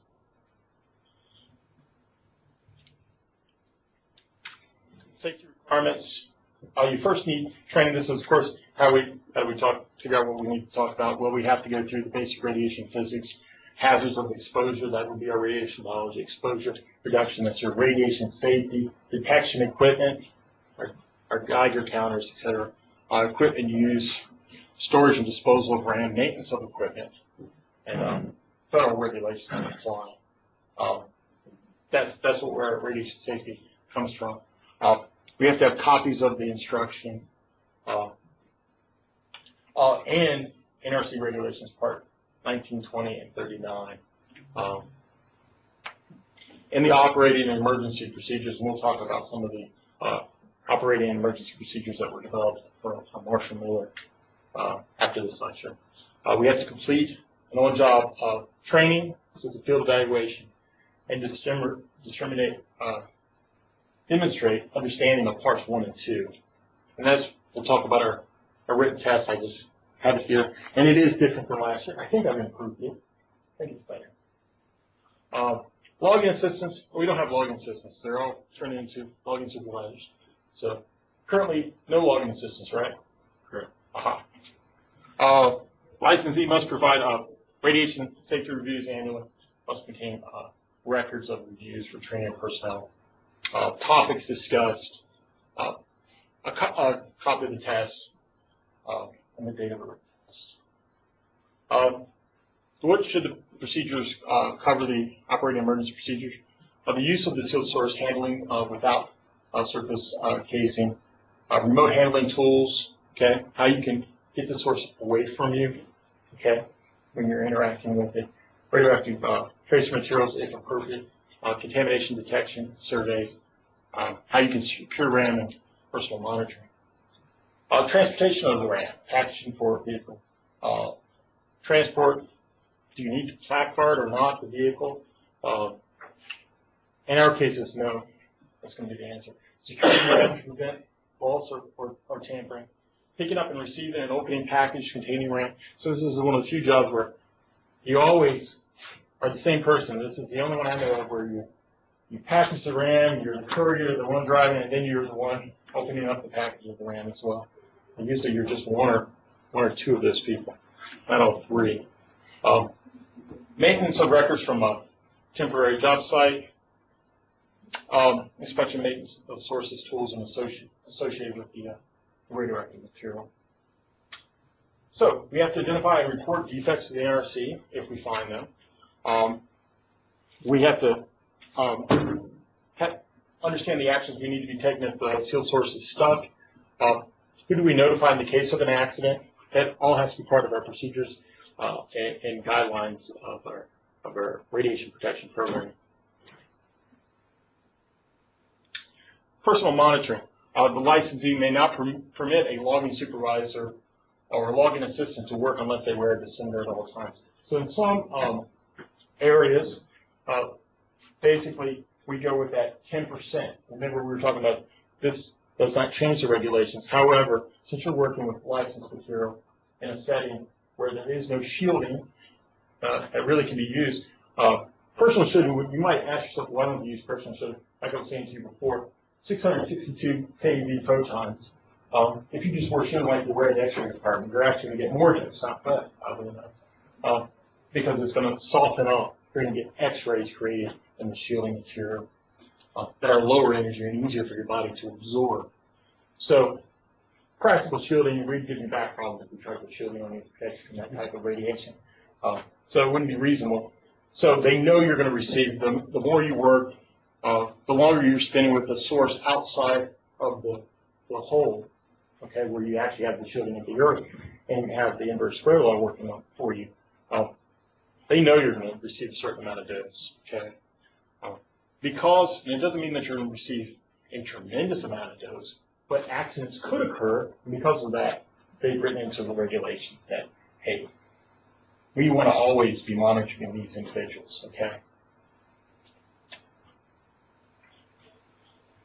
So radiation surveys, where do you have to make these radiation surveys? You're going to check where the RAM is stored and used. You're going to make surveys in the cabin. You're going to do that because that's where the people sit, right? You want to make sure your exposure rates are not high there. Because, again, we have your badges. We know that, you're below the permissible dose limits. However, we want to make sure this is as low as reasonable. So there may be the opportunity to put additional shielding, since you guys have gone some very long trips in those trucks. If we can lower the exposure rates, that's certainly a good idea.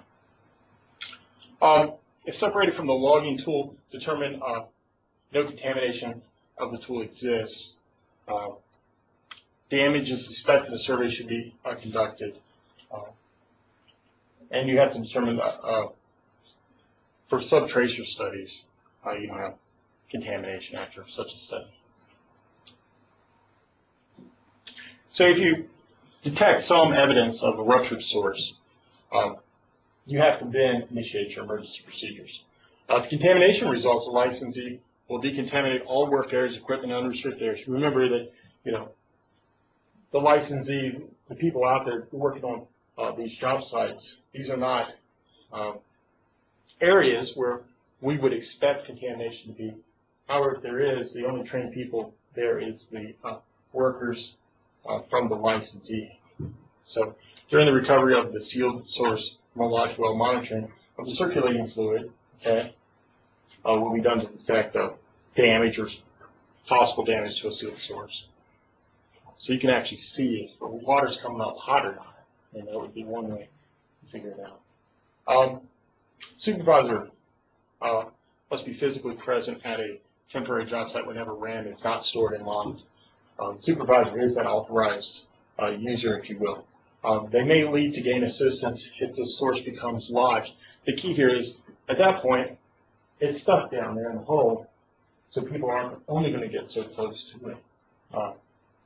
And again, you're trying to minimize the hazard. That's why you're allowed to lose it. Under any other circumstance, you would not leave the source. Okay, it's got to be within your site and under your purview. You have to be able to prevent unauthorized entry in the restricted area when the source is not secure and above ground. Okay.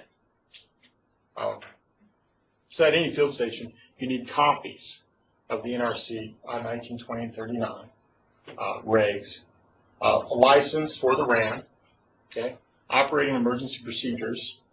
If you don't have it on you, they pretend it doesn't exist, right? Calibrations of the survey instruments, inventory, and leak test results. utilization records, inspection maintenance records, training records, survey records. For the temporary job sites, your operating emergency procedures, this is documentation you require, calibration of the survey equipment, latest survey records, shipping papers, we'll talk more about that later with the DOT regs, and the license for the RAM, showing that you are authorized to use that RAM in the way that you are. Notification within 30 days of a written report if the source is ruptured, theft, loss, radiation overexposure, excessive levels, concentration of radiation. Lodge source, you have to notify by telephone, always first by telephone and later in a written letter. Obtain NRC's approval for abandonment procedures. You can move forward without approval if it's an immediate threat to public health and safety. Okay. So a lodge source, you have to advise the well owner, of abandonment procedures. Okay. And you have to ensure that the procedures are implemented. Okay. Or receive an extension for more time if need be. Again, you're going to send that report, date, source, quantity, chemical, physical form, surface location, NID of the well, and mobilization efforts. What did you do? A description of the recovery attempt, so they can see that you acted in good faith. Depth of the source, depth of the top of the cement, depth of the well, and any other information contained on the flag. Okay. Well, that's it for our NRC regulations. I will not talk about the NRC regulations anymore, I promise, unless we're reviewing. It always makes me tired too.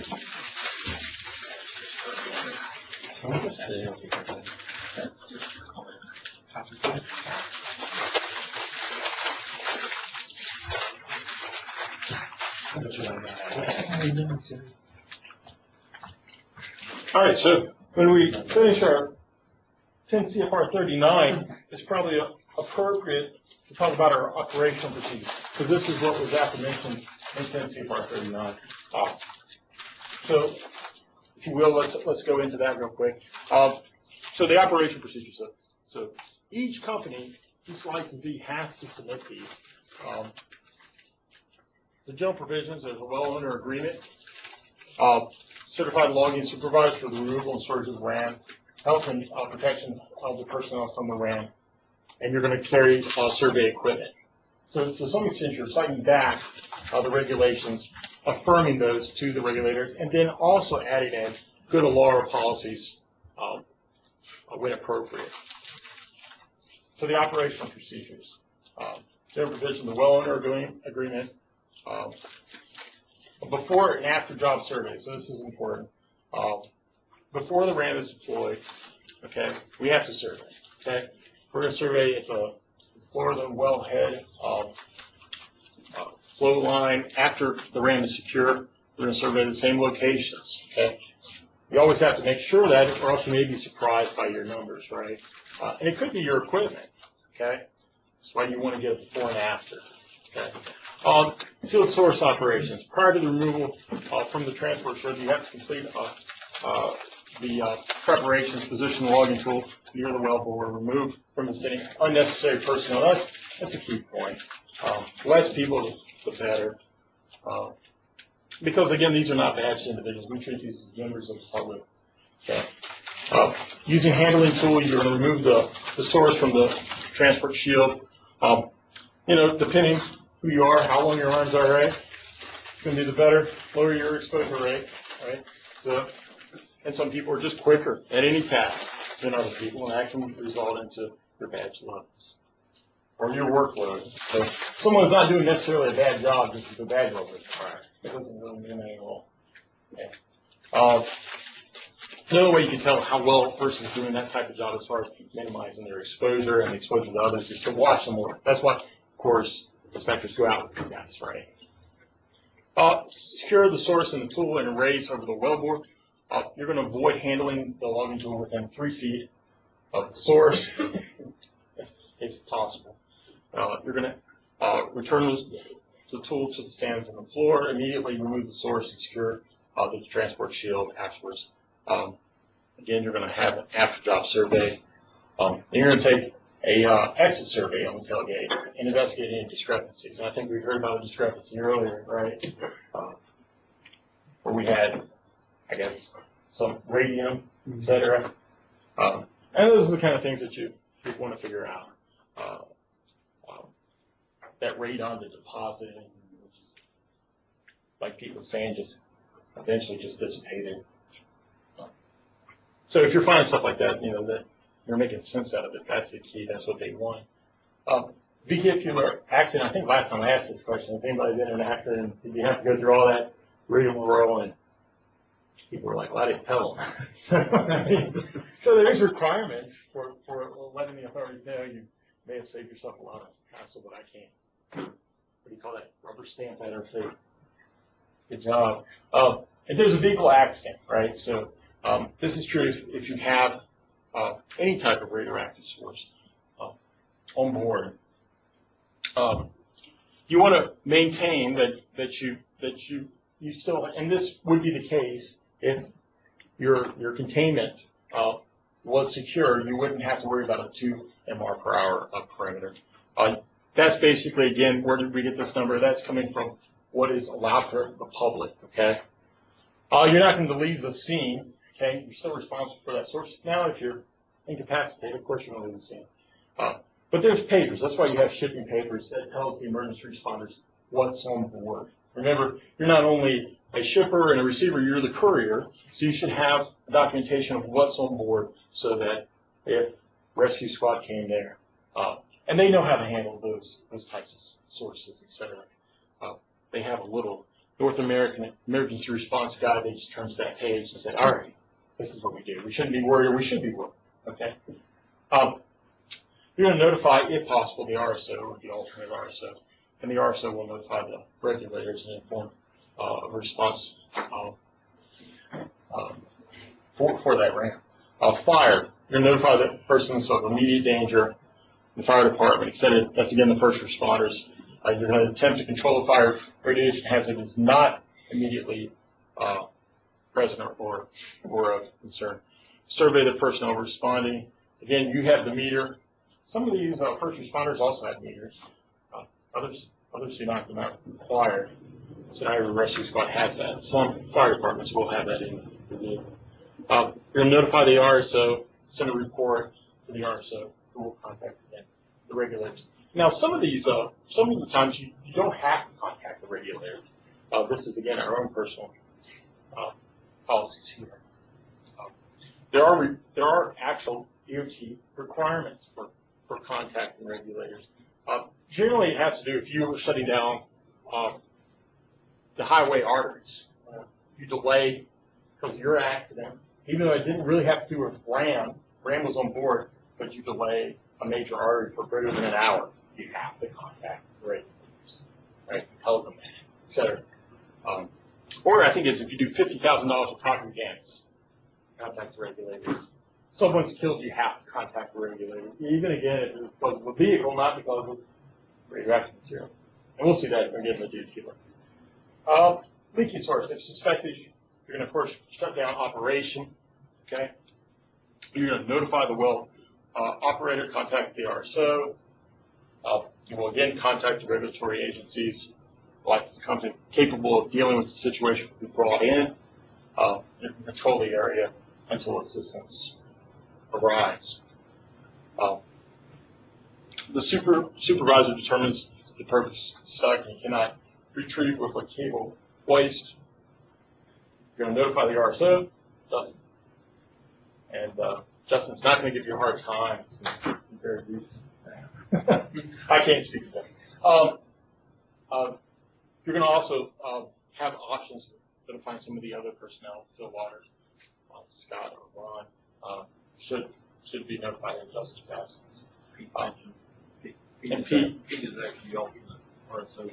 Okay. City license. Phil is the RSO. Okay. Pete is actually the alternate. We'll have to change that. Change that. Justin, then Pete, right? If you have a stuck down probe. Now, the contact person will then have the duty of notifying the regulatory authorities. If you're unable to contact anyone in the flow chart, the NRC and state can be contacted directly in an emergency situation. That again falls back to the regulations. That's a regulatory requirement. You don't want to attempt to a retrieval of a such probe on your own. You should only allow someone to do this with experience, because the greater thing is you don't lose the containment of the ram. Okay. So radiation safety during retrieval. You're going to monitor the drilling equipment and return water with a meter. You can use a second probe. Okay. I mean, it's a gamma counter. Until without sources, and you got to take your source on. Until in the water, if you can create kind of a sump where you can line with plastic, so you can kind of maintain that water and look for contamination if it's there. If contamination is suspected, you might shut down immediately. Now, contamination should be rare, shouldn't be what we suspected. I wouldn't think that would be likely. But special attention should be taken to reduce the possibility of contaminated hand leading to ram injection. Yeah. So one of the worst things you can do is you get the contamination on you, and then once you get it on your skin, the amount of dose that you receive is greatly greater than if it was just in a vial in your body. Okay, because you won't be able to get it all off. And you should only try to get so much of it off. If you start breaking down your skin, scrubbing so your skin's kind of raw, you'll actually ingest more ram, greater dose. Your outer skin is a dead layer of skin. The dose when you get these gamma emitters on you, you actually get more dose beta radiation created in your skin from the gamma emissions, secondary effects. So, retrieval attempts. Moderate hand pulling on the cable may use, always don't break cable. I always like that, in parentheses. Don't break cable, don't lose the integrity of the source. Use of drilling rods, the RSO or senior logging supervisor. There are ways that you can snag the tool and bring it back up, as I understand it, to recover it without smashing the tool. Okay. Plan for good fishing. So we talked a little bit about this. Before and after job surveys, you're gonna measure all the same areas before and after you've retrieved, before you place the ram into the well, and then after you've pulled it out, to just make sure that nothing's changed. You have secured the radioactive material back and place it in a secure, shielded area. All right, so prior to removal from the transport shielding, you're going to complete the rig up and tool preparations, position logging near the wellbore, and remove from the scene unnecessary personnel. You're going to use handling tool equipment to keep it at a maximum possible distance. You don't want to, put this directly in your hand. Remember, the inverse square law works in the opposite direction as well. You're going to get a much higher exposure rate. Secure the source and the tool and raise it with a wellbore. You're going to avoid handling the logging tool within 3 feet of the source. You're going to return the tool to the stands on the floor, and immediately remove the source and secure it to the transport shield. And of course, you're going to do exit surveys at the tailgate, investigating discrepancies. Okay. Can this repeat a little bit, huh? Yeah, one was because you have to adopt those provisions or come up with your own, right? So in the end, you end up repeating a lot of these regulations. So vehicular accident, you're going to close off that 2 MR per hour perimeter. You're not going to leave the scene. You're going to monitor and secure the area. You're going to notify the RSO and inform the response personnel of the ram. Okay, fire. Again, we have to the fire takes precedent over the radioactive materials if it's not an immediate danger. to the personnel. And again, you're going to notify the RSO.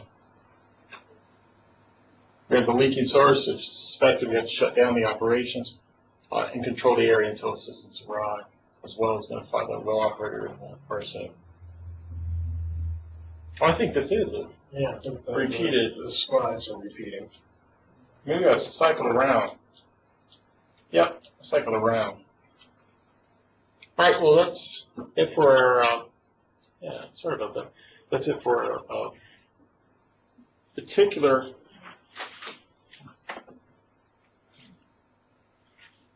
and I'll give you guys a break. The only thing we have left is DOT regs. I think we have, and we're just about on schedule. We'll do our DOT regs, and that probably will take about 50 minutes.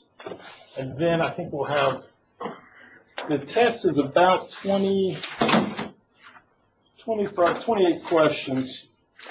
So I don't think, some of them are true and false, just like last time. I don't think it'll take you an exceedingly great time. So I think I'll have you guys out by 5 weeks. That's perfect. What do you got? How long are you guys finished? I'm planning to stay with about past 5. You're finished. 7 or 8, bro. 7 or 8. Yeah. Man, you guys like this a lot better than I do. We're not paying you for tomorrow. We're not coming back tomorrow? All right. Well, I don't blame you. Some of this can get dull. 7 or 8, I'm getting some more coffee. Yeah, I think I might join you. I drink more coffee. I don't know what's going on. Yeah, the best is for last. This is, seriously, this is where most of our questions come from. Because I know we had some individuals that will take the DOT test.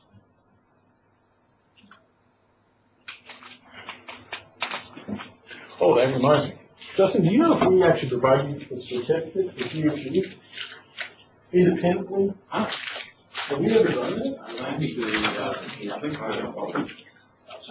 My recollection is that the certificates in the past have, training complies with the MMA regulatory materials licenses, conditions, along with NCFR, yada, yada, 49 CFR. I thought that the certificates all They get to inspect, because I know, it's like an anniversary, so that everybody can do, this was count. I'm just trying to make sure we give you all the appropriate. But you don't have 2 different types, one for well-logged and supervisor. You certainly should get one for well-logged and supervisor. I think I wrote a letter last year, down where we had assistants. We were previously, we should have done that. Yeah. I'll probably have that folder. Yeah, just to make sure that, The only we time only need it every 3 years. The only time we ever have on our daily form, well logger, assistant, well logger. When we're all well loggers, when we're all supervisors, then we may have an assistant that helps with the job, but not an assistant who is not a well logger.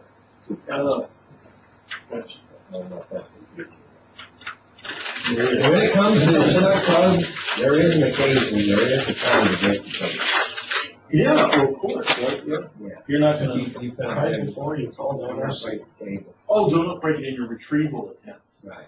By just retrieving pulling too hard. Right. That's Yeah, what well, I'm there is a saying. time that is. You cut it, and then you try to fish it out, right? Yeah. Yeah. Well, yeah. But If you pull hard enough, Yeah. you pull hard enough, you can pull it out of the head. Which at times, that's the best thing. If you leave a lot of cable on top of it, it makes it very hard to get out sometimes. Times you gotta go in and drill a rock off up your Yeah. Yeah, that was a good one. That was a really good one. We were able to watch a step right with video. So you drop the camera. I went in after he was stuck. I went in and looked at it. You could see the rocks falling over. And have great There's the cable over, the cables down below us. And so then they put a bit down there and slowly rotated the rock out of the way. I went back down and looked. You could see where we were making progress, and he was able to pull his permit. No worse for the wear except for the cable being bent and stuff. Yeah, we were there 3 days. We didn't want to make a mistake. I mean, you rush things like that, and then you don't have options. If you have to keep the cable on there, you have options. Until you run out of options, then you break your cable or cut your cable. You just have to go through all the options and everything you can think of to do first before you do the ultimate. It's like, do this and this and this before I do this, because I can't do the first thing after I do this.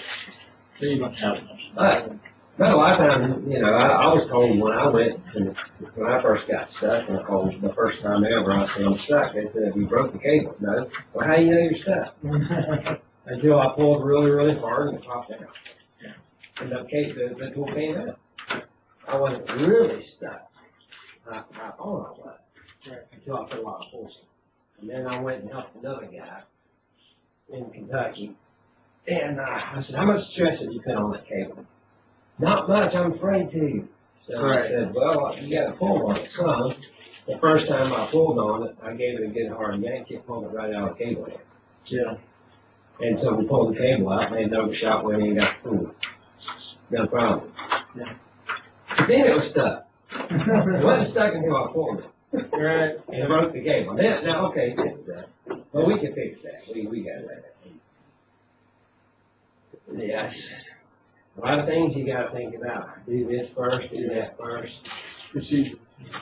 I had one, we had across the stream, they'd been dumping the rain and the water was rising. Got touched my face. That one in the, then kind of top 40 something, I was gonna break. Oh, man. I was too, right on the stream bed. Keep the truck or sorry. Right, Yeah. down. Oh, yeah, I know you're talking about. Yeah. Oh, yeah. That was bad. That place down behind the bakery where the train would block it. Yeah. Didn't Oh, have to yeah. go through the creek. The river. Well, really, neat, wasn't it? That's easy to come out of. I don't want to ever experience. Oh, close my name. That's right.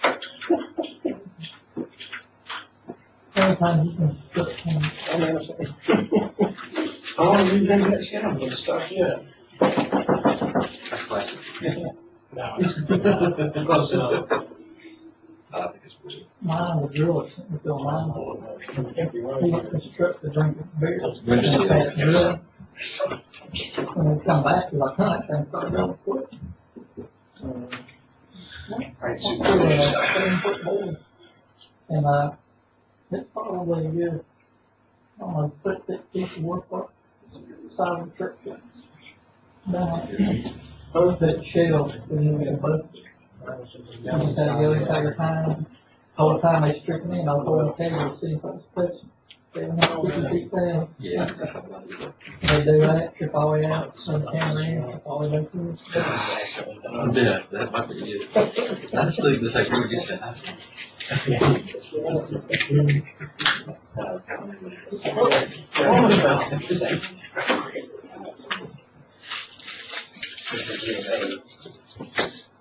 What we'll do is, more of this, some of this really doesn't apply to well logging. If it doesn't apply, we'll just run through it quick. I'll jump through a couple of slides so it doesn't take so long, so you have a little bit more time for your exam and so we can go over it together. I'd say, do you have enough slides there? How many do I have? Oh, 120. Yeah, we're not going to go through. We'll skip over some of these slides. Yeah, but this is where more of our questions come from on the test because I think this is trying to be a dual course maybe for some of these new employees as well. Well, so too, the DOT is extremely strict on all of this stuff. They're one of the ones that'll get you too, really bad. Yeah, NRC, you probably won't run into as much with DOT, I guess. So, He got us on the Gigabaker rail for the last time it cost us in Kentucky. oh, really? Yeah. Except if they know you have them, they'd probably be more likely to be in your place than an NRC person. Yeah, there's more regulators, unfortunately, for DOT. And we'll talk a little bit about it. There's more people that you'd have to answer to. The regulations are pretty simple. You're less likely to be dinged to some extent because the package never leaves your site. That's the one saving grace. So, I mean, if you were actually sending out packages at the rate you guys are transporting them, you would be getting calls all the time, right? They really would. But luckily, most of the time, no one else has seen these packages unless they know is on board, right? We've only received that one shipping season. Yeah. And the radium sources, when we disposed of them, a guy showed up in a house and picked them up. Yeah, pretty much what you have to do. Yeah. Cemented them in the bag on both on-site shippers. Yeah. Put them in back with a little rider truck unmarked. Yeah. I went through and y'all told me that's what they did. That's wild. It's him, his wife, and a dog in the front. He got out and got a bucket. And he got out. I don't know. This is sounding a little bit. It doesn't sound like DOT regs anymore. There was a guy who actually buried sources in his yard. They ended up digging up all of the sources. He was burying stuff that was going to live for a long time. Ours went to Washington. Yeah. I think ours went to Washington. Yeah, I mean, there are groups that specialize in packing sources and being brokers to, sending these to facilities that have storage and decay licenses. I questioned him about the truck and the plastic, and he said that his licenses, the way everything's set up, that they didn't want anybody knowing what was in that truck. The way he had it. Well, I don't know. That sounds fishy. Yeah. There are new requirements. Yeah. There are new things that isn't necessarily the regulations, but inspectors, I don't know. I mean, I would question whether that's legit. However, inspectors have said, don't tell people what RAM you have on site anymore. It used to be you had to post it. Now they say don't tell anybody because of security. Yeah, post 9/11 stuff. Yeah, well, post 9/11 stuff. Some of it's a little bit overkill, really. Yeah. But it's what they've done.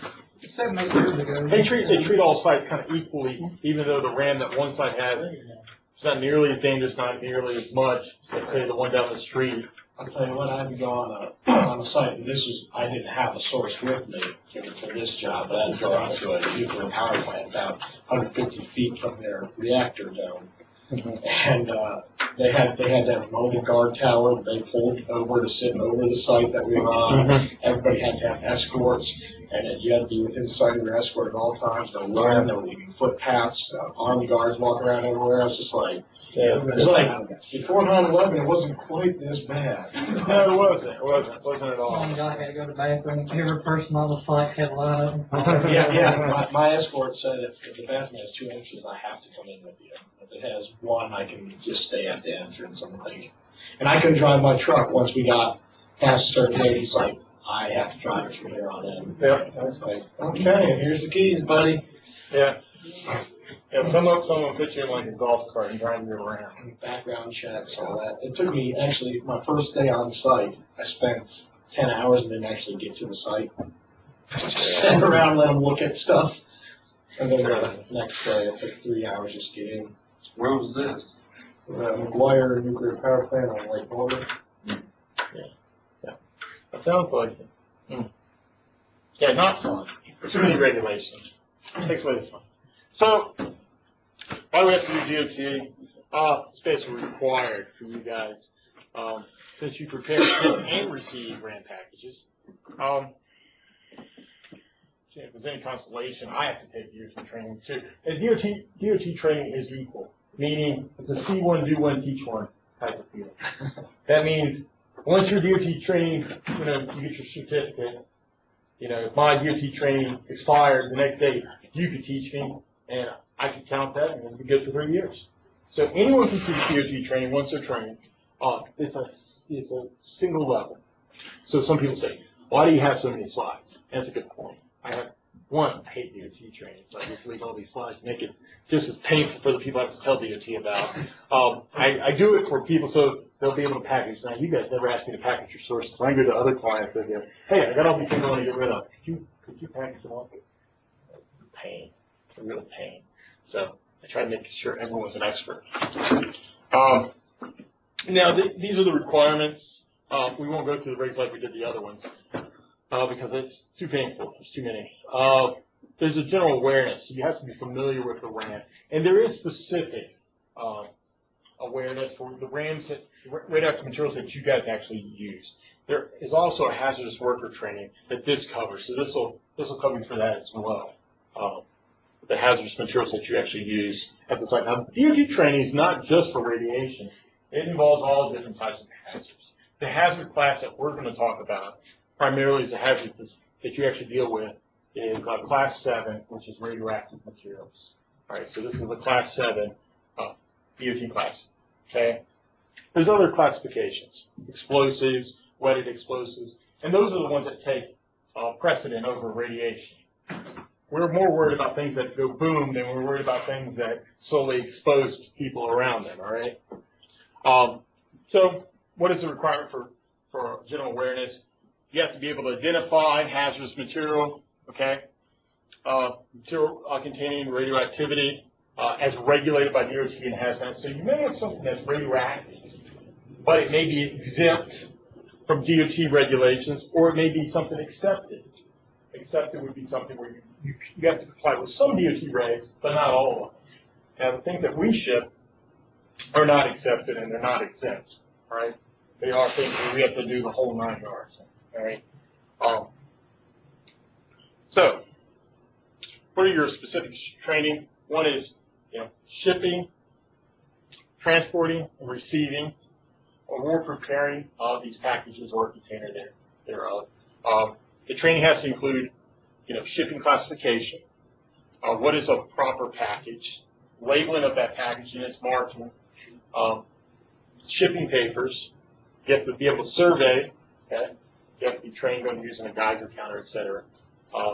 Record keeping, et cetera. So the emergency response information, there has to be some emergency response information. One way you can accomplish this is that, I think I alluded to it earlier, North American Emergency Response Guide. That's an easy one. You just photocopy the page of the sources that you're actually transporting.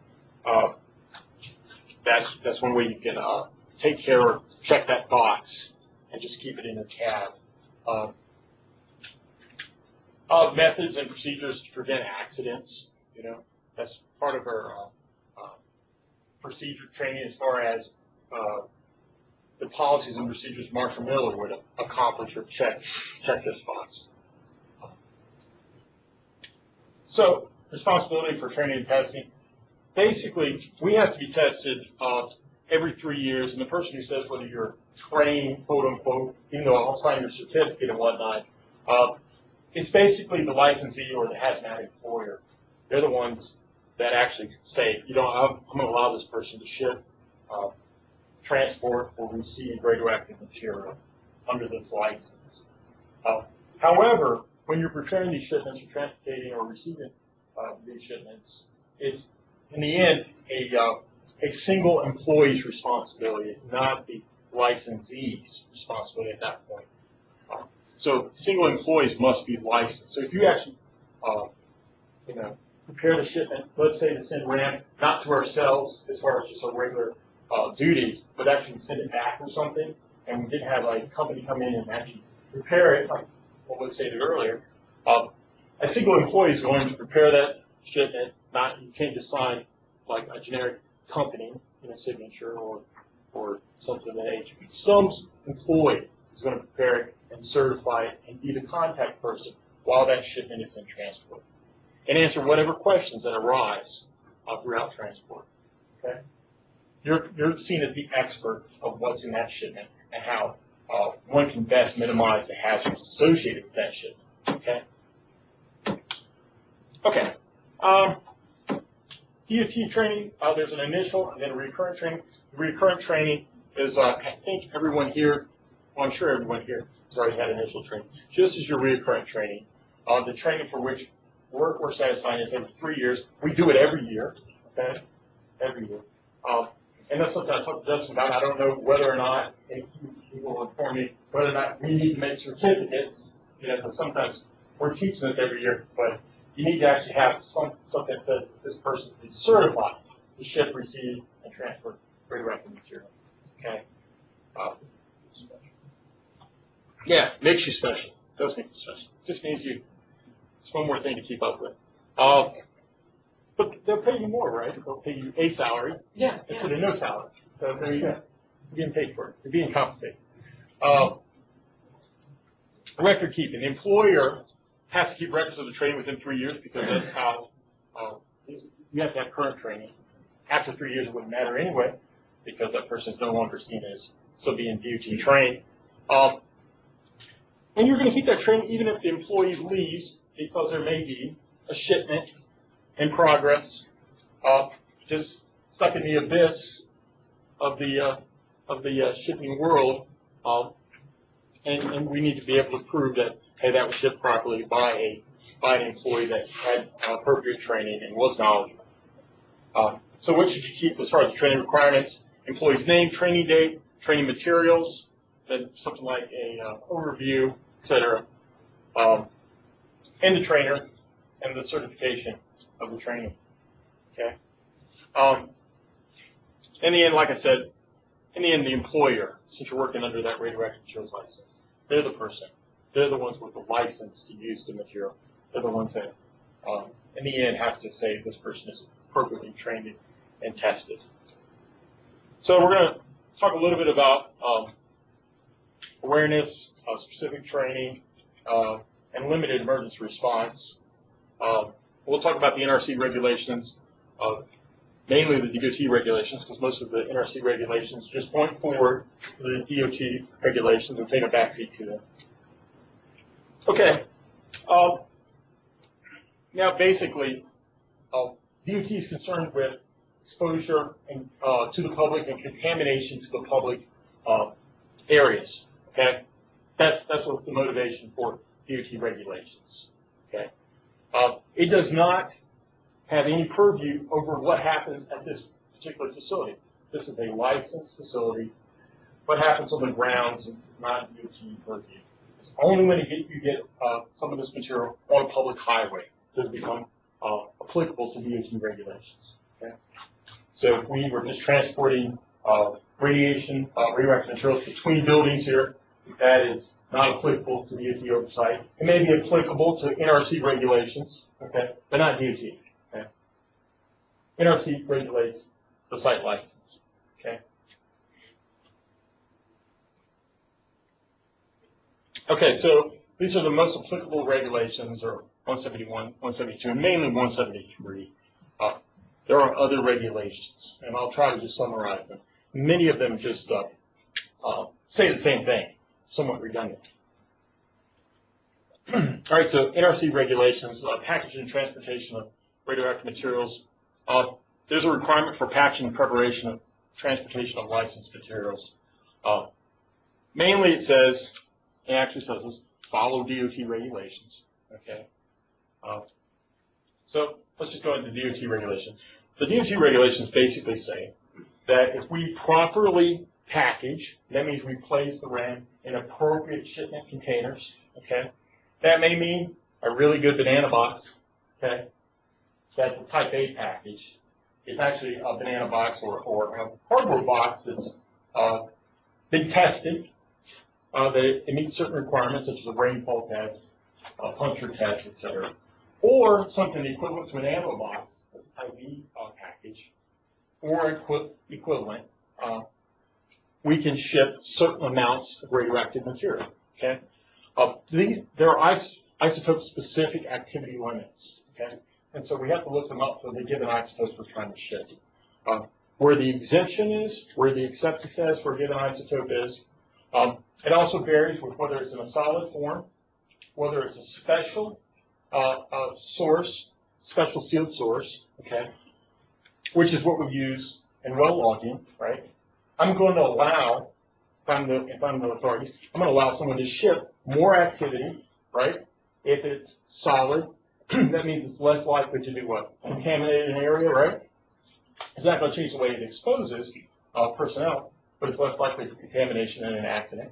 And I'm also going to allow the activities to go up if you put it in an ammo box versus a really nice banana box, right? Or a box, right? So that's how you can think about it. Most of the DOT regulations refer to contamination. That's what the motivating factor first is when they're thinking of an accident. You know, how can we prevent contamination of the public highways, et cetera? The second portion is exposure rates, okay, to a lesser extent. Okay, and you'll see how, based on packaging, marking, and labeling,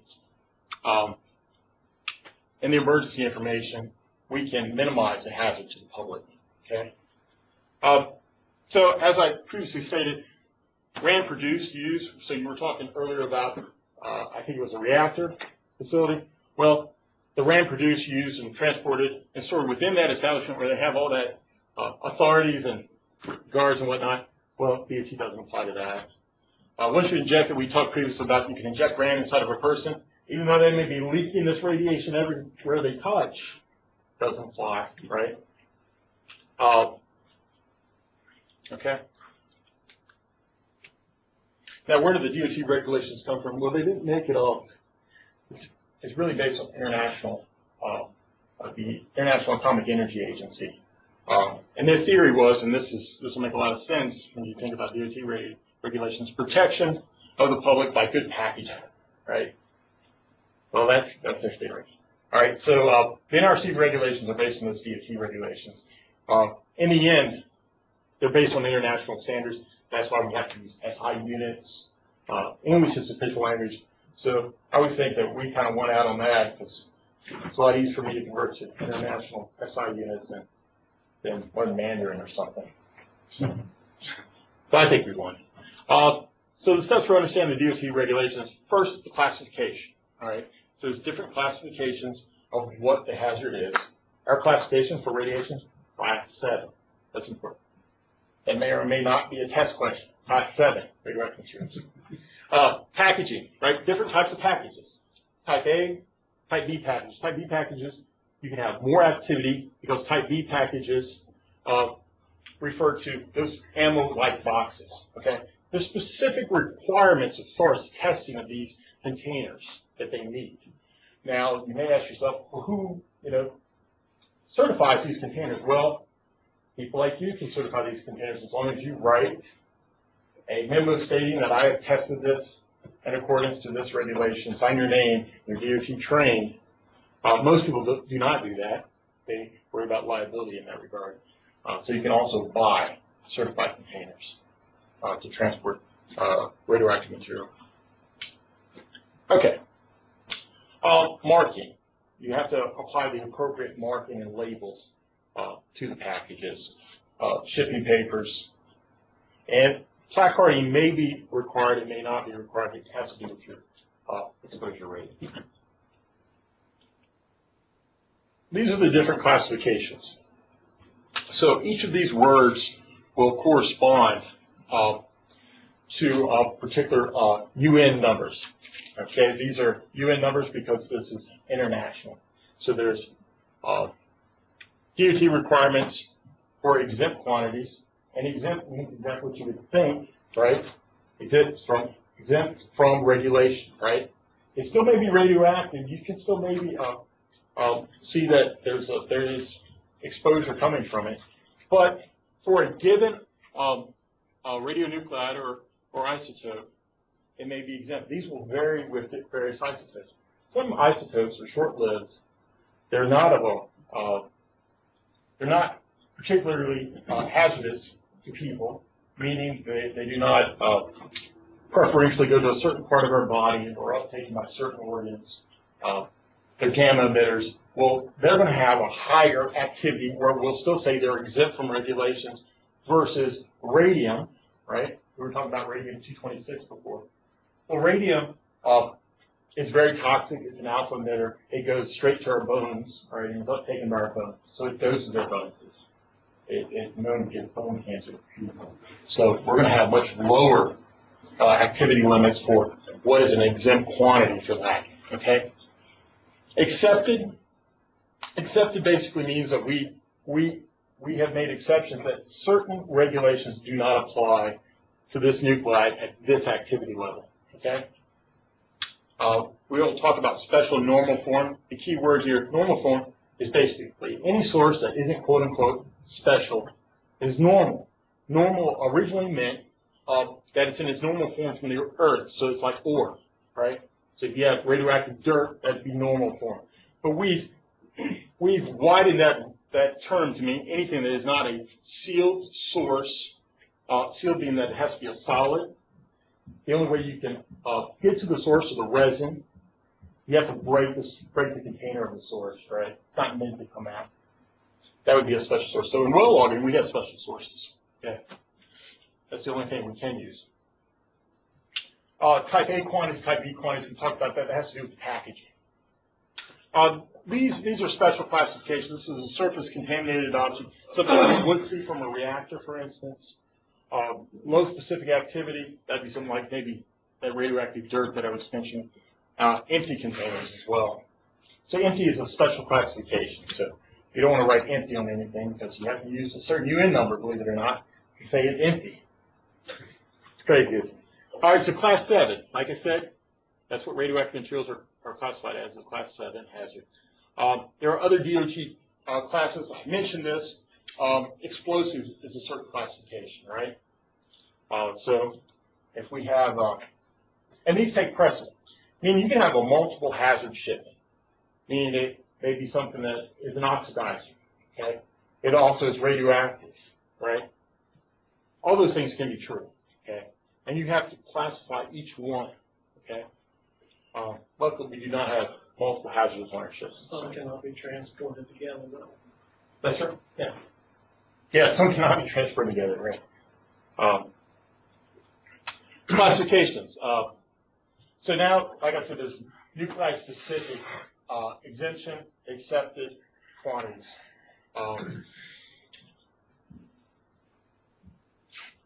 don't need to see that. These are some exempt quantity activities for various isotopes.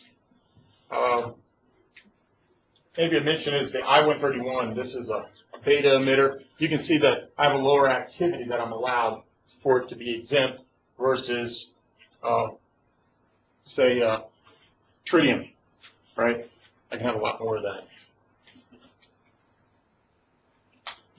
Classification of special form. So something that's special form, which is what we work with, it has to be a solid piece or sealed capsule, and it can only be opened by destruction.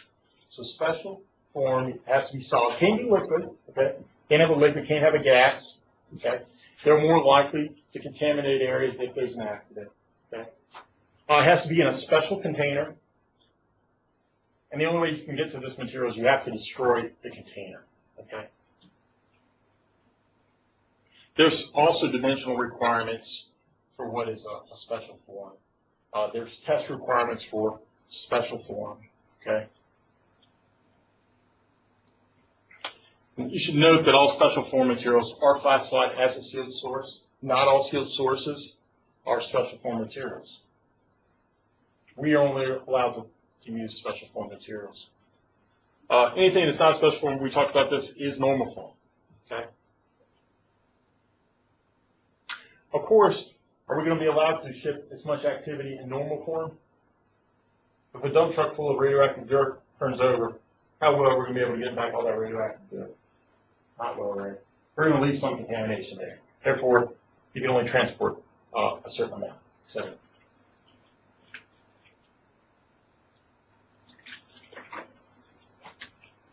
So we have our A1 activity. This is the activity. Now, this is for a given isotope. That's the activity. We're allowed the maximum activity of the special form material in a type A package. Type A package is that quote-unquote really good cardboard box, okay? So really good cardboard box. That's what you should think of. And there are certain tests and requirements to this quote-unquote good cardboard box. A2 quantity, this is the maximum amount of activity for a given isotope that you can place into this quote-unquote really good cardboard box that is of normal form, okay?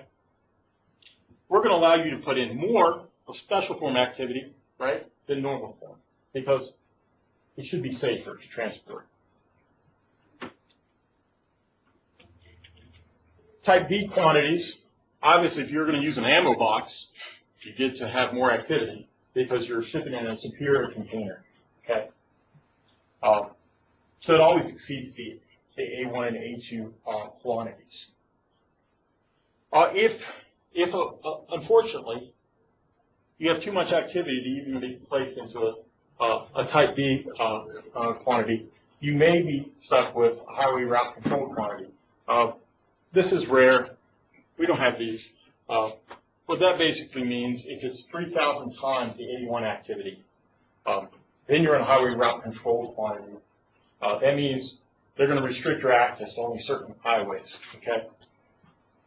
You may actually have to have a pre-planned route. Certain highways you're going to be told you can't take. Interstate, famously, you can't take I-95. They will not let you drive through Washington, D.C. with your truckload of radioactivity. So no. You can't go through a good portion of 95 because it's just the population density. But they'll let you take the road that goes by U-77. That's open for business, right? Not enough people live on that highway. And 81, where I live off of, also open for business, right? So they'll use that those routes, alternative routes. Okay. We talked about accepted quantities. Accepted from some regulations, these are not exempt. Okay. Empty, there's specific tests that we would have to do to ensure that we do not have contamination in these containers before we can slap the empty label on it. We won't be doing. Low specific activity, we talked a little bit about that. Or mill tailings would all be low specific activity. Surface contaminated objects, these all have special requirements. All right, so accepted or limited quantities, empty packages. So if we're greater than the nuclide exempt activity, okay, we may be, the next level up is accepted, okay. We're accepted from certain requirements, okay, but we're not exempt. One of the things you would have to do is you would have to label the activity on the outside of the package itself, okay, if you have an accepted quantity. Now, you can just do everything just the same as you would for the yellow 2 or yellow 3. These accepted quantities will be a white 1 package, okay? There is no transport index for a white 1 package, 0, okay?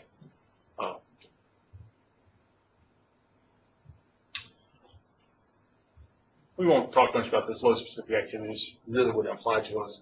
Surface contaminated objects would apply. I'll just go over this just as a review real quick. Again, we're empty or accepted. Some rules apply. It requires a UN number. Okay. Type A, you have more activity than accepted. Type B, and highway route control, you have more activity than you're allowed to place in that good cardboard box. Okay.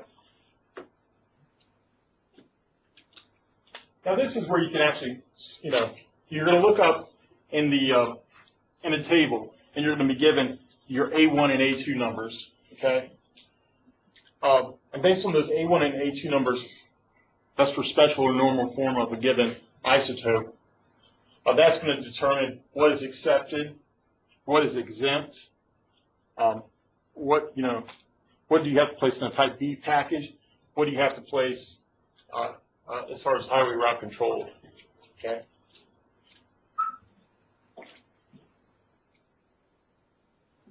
All right, so this is our absolute limits. That's true for all packages. Okay. The dose rates at the package surface.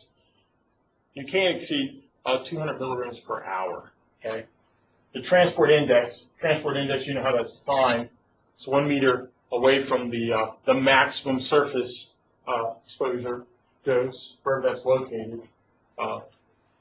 So you try to find where's your maximum surface exposure, and then you come 1 meter back, and then you measure the transport index. Transport index is MR per hour, but you record it as unitless, okay? Even though you certainly need the units to get the number, and you measure that to a tenth. You always round to a tenth. So if you exceed these levels, so you may exceed these levels. If you exceed these levels, this is shipped as what's known as an exclusive use shipment. Okay.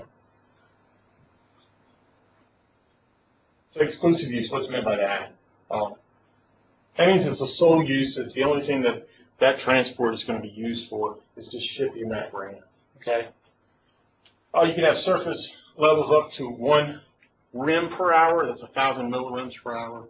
Outer surface up to 200 millirems per hour. Right. 10 millirems per hour at 2 meters from the outer surface of the vehicle. You always want to certainly not go above 2 millirems per hour in the normally occupied spaces, of course, where the path is, unless the person's badged. If the driver's badged, the badge totals can be used to monitor the person's exposure. So contamination control. One of the things you have to do is you have to do wipe tests. Okay. Wipe test is looking for contamination. So our surveys look for exposure, or wipe test is looking for that contamination that's removable. There are certain limits. So if someone watches you wipe, source you 300 square centimeters or the entirety is what is used. You have to apply moderate pressure, and you should measure where you think it's more likely to leak. Right? You can see that for alpha emitters that are more toxic, our wipe conditions are different. Our contamination levels that we're willing to live with is different. The maximum contamination permitted, you can see in becquerel per square centimeter, changes by a factor of 10. Okay, disintegrations per minute might be what you're more familiar with. I mean, per square centimeter, 220 versus 22. So again, we're looking more at the hazard of contamination from alpha emitters because they have such more, there's so much more damage as far as their biological effects. So before you ship class 7 radioactive material, you have to make sure the packaging is proper. It's in an unimpaired condition, right? If you have any closure device secured and free of defects, if for instance we have a neutron emitting source and it's actually emitting neutron, we have to provide specific shielding for that. Of course, we would use what? We'd use something that's low as far as density. Okay, something like boron would be appropriate. The shipper must also ensure, if it's going into the air shipment, for instance, that people have sometimes gases and things of that nature, that if the pressure changes, this thing's not going to expose everybody in the airplane. Okay? Oh, that's where I apologize because of all the slides. All right. I apologize. Former. So the design criteria for the package, you have to make sure the package is somewhat similar to sealed sources. The requirements for that. It can withstand normal transport, acceleration, vibration, and resonance. Okay. The package material is physically and chemically compatible. That means they're not going to spontaneously undergo a chemical reaction. Okay. So you can maybe you can ship up to the limit, the A1 limit, a special form of type A package. Normal form is A2 limit for that particular radionuclide. You can, of course, look that up in 49 CFR 173. And you have to pass certain specified tests. These are the tests. Now, this, again, is for our good, quote-unquote, cardboard box. There's a water spray test, right?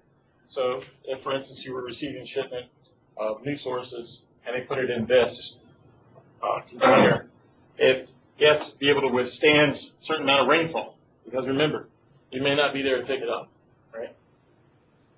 Free drop test, and you should drop it in such a way that it's more likely to be damaged. So drop it on its corner, etc. stacking test, five times its mass. You also can drop weights on it. All right. Of course, they don't do this to the box that they send you. They do it to an equivalent box and show that it can withstand it.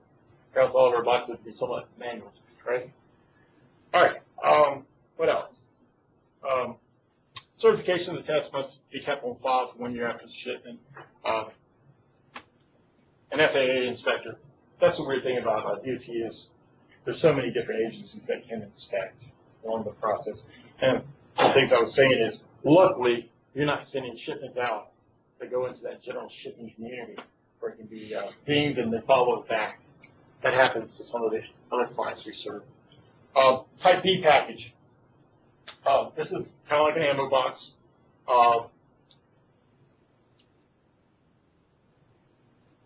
Labeling, surface radiation limits, and transport index. Transport index. Now, we talked a little bit about this before. This is the maximum dose rate, millirents per hour at 1 meter from the package surface, grams to the nearest tenth. So let's think of a couple of these. If the dose rate is less than 0.05, TI is defined as 0. You probably want to round that up as much as possible and ignore some of these rules because you don't want somebody else to see a greater transport index on your package. Because remember, you're getting this number with a Geiger counter that's got 20% air. So if we saw one that was 0.09, we'd say that's what? Rounding the nearest tenth, we'd be rounding up at that point. 0.1, right? If it's 1.52, we'd say it's 1.5 maybe, or maybe we bump that as well to 1.6. We cannot have a number greater than 10 except for an exclusive use shipment. And depending on what we have, there's other requirements, whether we're yellow 2, yellow 3, etc. So are you saying on that one, are you saying on that dose rate is less than 0.05? Is this the VO0 or is this the VO1? Oh, it's 0. For this one, 0. Yeah. Now, I just threw out another case. What if it was 0.09? You'd round that up to 0.1, right? 0.1. If I change my numbers. Okay. I was just giving you another one. Got to know about transport index since that's something you guys actually do use. You said the error on the high side. Yeah, I would. Now, of course, the regulations has a defined way they want you to report it. But I would just caution you that anybody else ever looked at it, they have a different meter than yours, right? And you have to try to find where's the hot spot, okay? You want a hot spot. You want your highest reading at 1 meter and your highest surface reading. Because if you actually were sending this out to someone else, I know we're sort of unique in that we survey it on both sides. But if someone else saw your numbers as low, that's one of the ways you can get dinged and fined, okay? They would call it an improper labeling. Okay. Now, this is probably an important table. White one, of course, we're not going to be able to get away with here. If you're shipping as yellow 2, the maximum you can write on your transport index is 1. If you write anything higher than that, instead of that yellow 2 label, you're going to get dinged. Now, you can have a maximum surface rate in millirents per hour of 50, okay? 50. The reason why your white 1 is, by definition, not applicable is because we're already at 0.5 millirents per hour. We come back 1 meter. You're gonna generally meet that requirement, okay? Yellow 3 is 50 to 200 millirents per hour. Anything above that, as far as the surface exposure, we're stuck with the exclusive use. And you can see we have different labeling. If and when you ever do try to return a source on your own and you ask for a return kit, they do make these things called return kits. They'll give you all these labels, okay? You can also order these labels independently. They often give you more labels than you need. You cannot apply all the labels. I've had a caution people to do that, not to do that. They said, I applied all the labels they gave me. But that's not what they want you to do. You can only apply certain labels. These are all contradict one another, right? Only apply one of them, right? One type.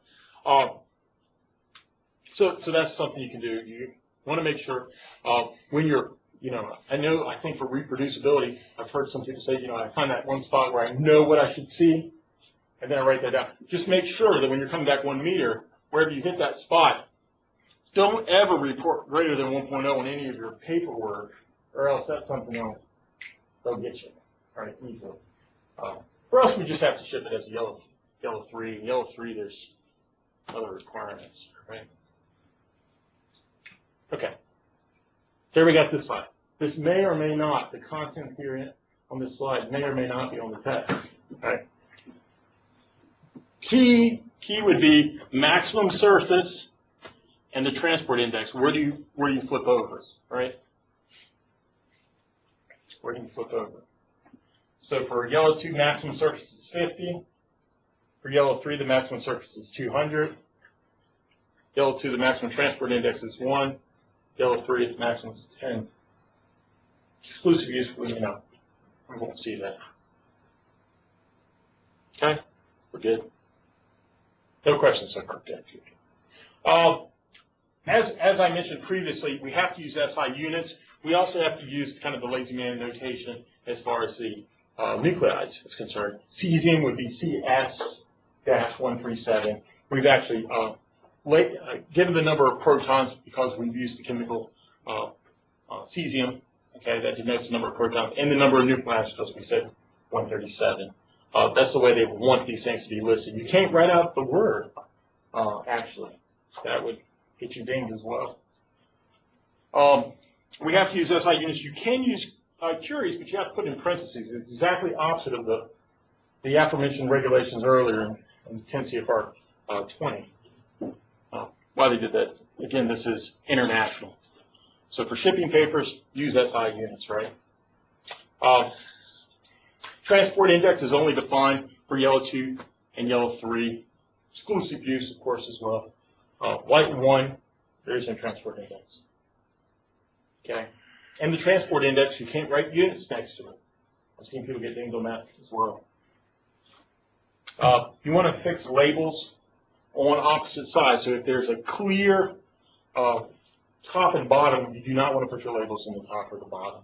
And they have to be on the opposite sides of the package. Okay?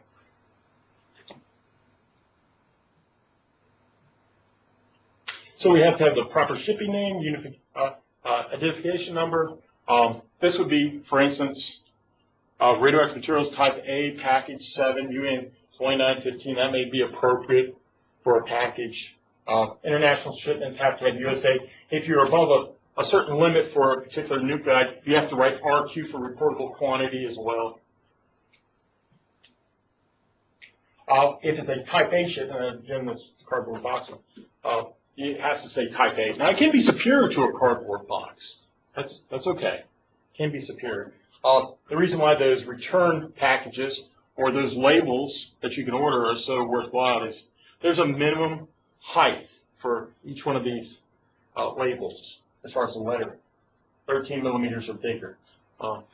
Sometimes I've written them and just write really big. But it has to be legible. So those are kind of worth their weight in gold. The letters RQ for reportable quantity must be marked on the package if it's above the limits defined in 172, can they say. Name and address of the shipper or the receiver is on the package. And again, if it's an international shipment, USA. The shipping papers, what has to be on the shipping paper? The proper shipping name, that's the cesium-137. The hazard class is class 7. The UN number, the appropriate UN number, depending on whether it's special form, normal form, right? What type of shipment it is. Description of its physical chemical form, that you can get from the North American Emergency Response Guide. Or you can just write it, it's a solid resin, etc. Here's our RQ, reportable quantity, for some of our isotopes. So you could write RQ, radioactive material type A, package 7, UN 2915, for all the various isotopes. We have to look that up. Radioactive material type A, the 7, 2915, we have the 2910 for that accepted package. Empty is the 2908. There's many different types. SI units in becquerel or gigabecquerel are are appropriate. Transport index only if it's applicable, not applicable for a white one, applicable for yellow 2, yellow 3. Shipper certification, you have to have some statement saying that this is properly shipped, some signature of an employee, not of a facility. Of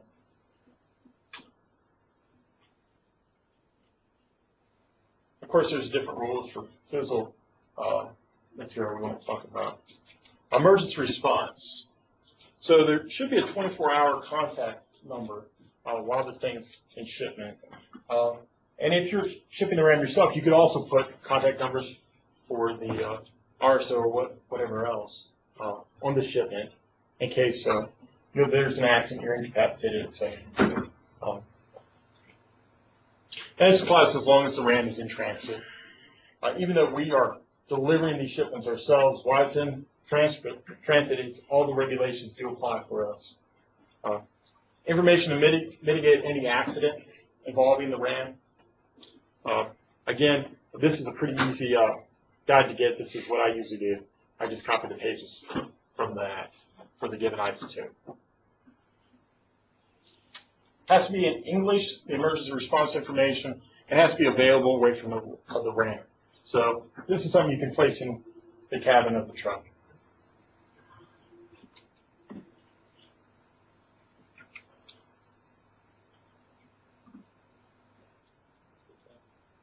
So we talked about the phone number used for an event of an emergency. Has to be monitored as long as the RAM's in transport. Goes on the shipping papers. Placards. And you have to placard. You placard the vehicle. As mentioned earlier, you do not write the activity on it. Again, in the more conscious security awareness climate, they think that would make you a target. All right. So there's no nuclide information on it either. You sometimes see this when you're going down the highway. You see a radioactive material placard. Now, this is something I alluded to earlier, where we see our normal forms and our, when it's a liquid, we're allowed to have less of this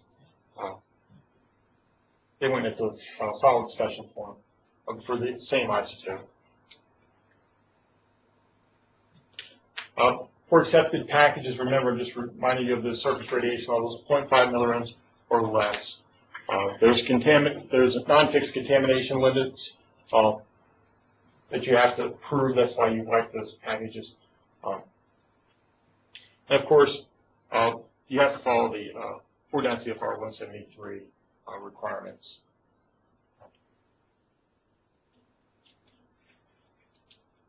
And you still have to be trained, even if it is an accepted package. There's still DOT requirements. Now, if you have an exempted quantity of RAM, there are no requirements. You do not have to be DOT trained. You can actually ship it as its regular mail or cold trash. You can throw it away. There are also specific UN numbers for specified articles, such as smoke detectors, right? So when those things are shipped out in bulk number, they have their own UN classification. Okay. And those, of course, are accepted as well. This is the activity limits for limited quantity materials. Okay.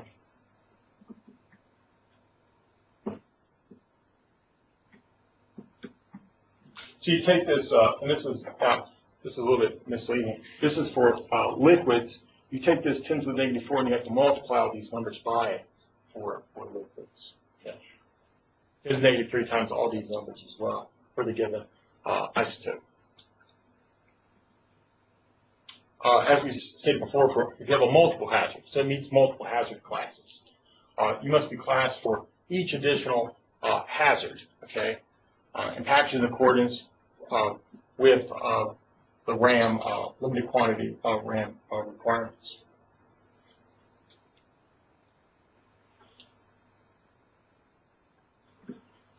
So if you have the empty class classification, when the package is emptied of its contents, as much as practical, what you're then going to do is you're basically going to decommission that package and prove that it meets the specified requirements as far as exposure rate and contamination. Okay. And of course, you're going to remove all associated prior labels. You're going to place on the empty label and the appropriate unit identification number, the 2908. There's also requirements for the low specific activity surface contaminated objects, but we don't need to go over those. Passenger aircraft, basically, if it's seen as a greater hazard, all right, they're not going to take the RAM as easily. So there's higher requirements for aircraft. More common that the things we have will be just carried on ground. The problem with it is pilots have been given the opportunity that they can deny the package going on the airplane for any reason. Just, I'm not comfortable. And then it's not on their plane. And then it's shipped back to the sender. Okay. Because of that, people just stop running on planes. White 1, yellow 2, and yellow 3 cannot be carried in compartments occupied by passengers. So you cannot send Pete with the source in a bus across country. That is frowned upon against the law. So you cannot do that. Again, so if it's a mixed use, if it's being used for transportation and not just for shipment of packages, you can't send accepted or regulated RAM. Driver training. This is something I always wondered, what do they think about our guys over here? And well, anyways, driver training. So if you are a courier, you're supposed to be trained as far as a driver in the operation of a vehicle, of course, maneuvering tunnels, bridges, railroad crossing. The requirement, as I understand it, would be appropriate of the same driver requirements that the law enforcement officers receive. But I do know of one pharmacist that has couriers that take RAM to hospitals, and it's a very large amount of RAM that they inject in patients later. And none of his drivers have any DOT training at all. So I told him that I don't think he's okay with that. But he's kind of a cantankerous person. So he's not our client, but I do know him. The carrier may not accept hazardous material without shipping papers unless it's an accepted quantity. And you don't have to have shipping papers. Must be certified by the shipper. And is proved to have the shipping papers directly to the courier. Okay? If you do have an exclusive use shipment, you have to basically decommission the vehicle. Okay? Just like we were talking about with the packages. The Postal Service, they will not ship radioactive material for you. If you're receiving a package, and the same way you receive a package is the way you prepare a package, you have to make arrangements to receive the package when it's off for delivery.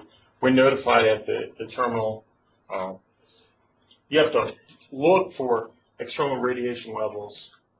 If it's greater than the package was supposed to, exposure rates as given on the package, then you're supposed to notify that this was improperly shipped. However, I don't think many people do that. You have to also notify if it was damaged, the package is damaged. Certainly if the source is leaking or anything of that nature, you would notify. Now you have to do this monitoring within 3 hours of the source arriving at your facility.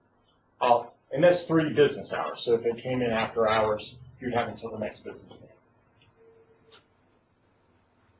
So if you find excessive contamination, you notify. If you see high radiation levels, remember they weren't supposed to ship it if it's over 200 millirents per hour. You notify the authorities. And you got to have a written procedure for how do you open a package, right, and how do you ship the package as a facility. And usually that's basically your form, okay? Safety training, emergency response measures to protect employees. Again, that's procedural normally, as well as safety handling, such as gloves, etc. How can you avoid accidents? Contamination levels, 220 centigrations per minute per square centimeter for beta gamma and low toxic alphas. The toxic alphas, such as the radiant, lower contamination limits allowed. when you get to notify, we talked a little bit about this in 10 CFR 20. If a person's killed, you have to notify. Injuries requiring hospitalization, you have to notify during the transport. It's not necessarily due to radioactive material, but if it's associated with that shipment, you notify. Greater than $50,000 of property damage, 1 hour that you evacuate the general public or you shut down a major transportation artery. If you reroute a flight, or if there's fire breakage or spillage or suspected contamination involving radioactive material, you would notify the authorities. And you have to get this notice to DOT. In any event, if it's an aircraft, you notify the FAA as well. May notify the CDC if it's appropriate. And there's a special form for the written notice, okay, to DOT. That written follow-up is required within 30 days. Again, it doesn't apply for the limited quantity shipments unless the incident involves an aircraft or it's required to be reported in 49 CFR 171, or it's, hazardous waste.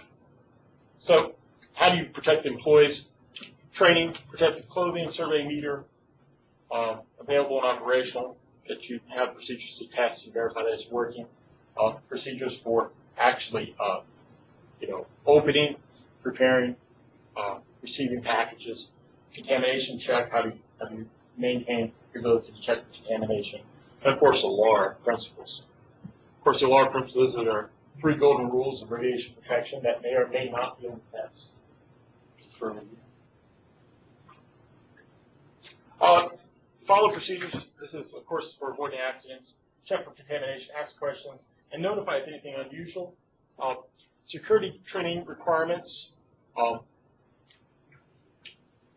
There are new regulations as far as trying to emphasize the ability to secure these radiological threats, in-depth security training, as was mentioned earlier, a security plan, background checks, etc.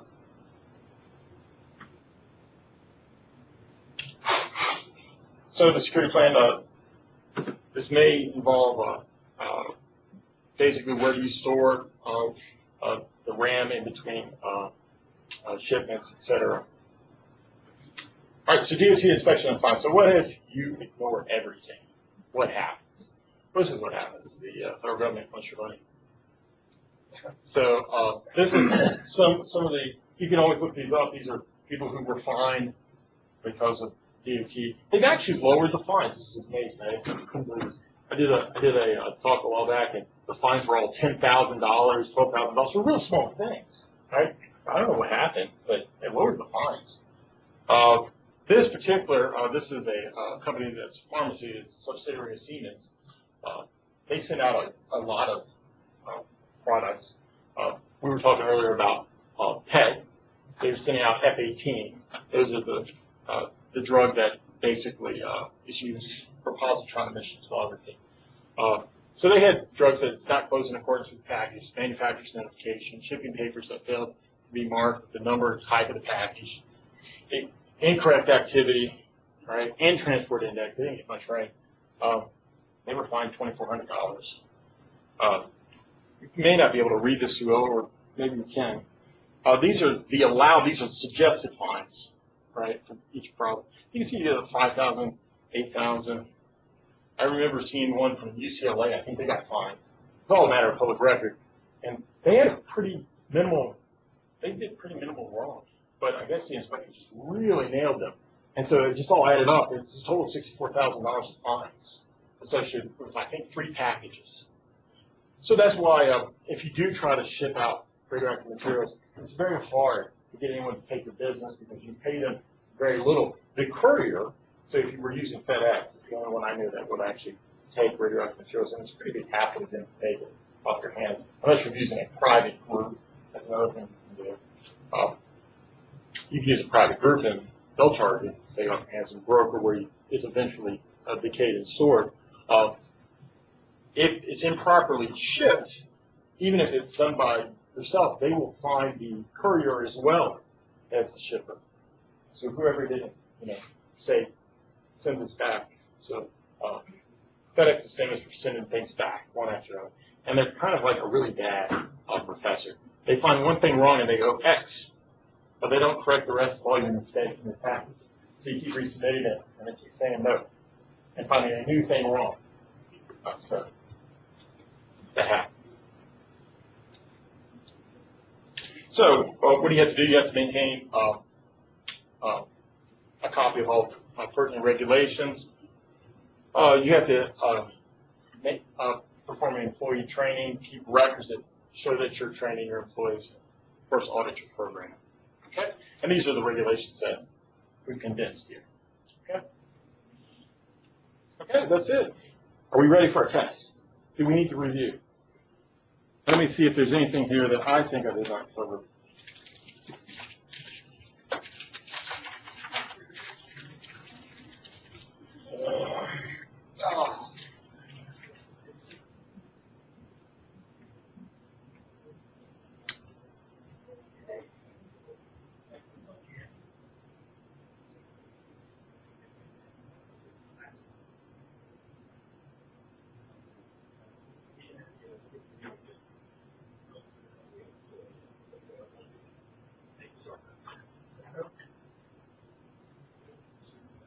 Yeah, did you want me to just audibly read through it and just go over it with you? Yeah. As if they're here? Yeah. Okay. Okay, now we're going to go through the portable gauge procedures, operating procedures for radiation safety. Some things that we need to keep in mind is personal dosimetry. The badges must be used only for one participant and is not shared.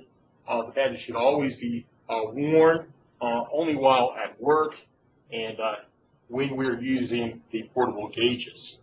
Okay, before we remove the gauge from its place of storage, we need to ensure that the gauge is fully in the fully shielded position and there's no movable rod containing the sealed sources in its locked or safe position in the shielded position. Okay. When we take the source and we place it in for transport, we need to verify that it's secure. Okay. And we record in the logbook that the source has been taken by an authorized user and is now responsible for the source while it's used on the temporary job site. The source needs to be braced and again locked into place while it's in the vehicle. We need to follow the applicable DOT regulations. The source should only be used, the portable gauge source should only be used in the appropriate fashion with respect to the manufacturer's instructions and regulations. We would not want to touch the source rod or unnecessarily expose portions of our body and allow them to come in close proximity with the source when it's outside of the shielded position. This would, of course, unnecessarily raise our exposure while performing the job. We need to make sure we clean and maintain in accordance to the manufacturer's instructions and recommendations, making sure that the covering, the tungsten covering, comes over and blocks unnecessary exposure of radiation while when the rod is locked into its safe position. When the gauge is not in use, it needs to be locked into its safe position and is properly stored. The gauge should always be in the presence of the authorized user while it's on the temporary job site.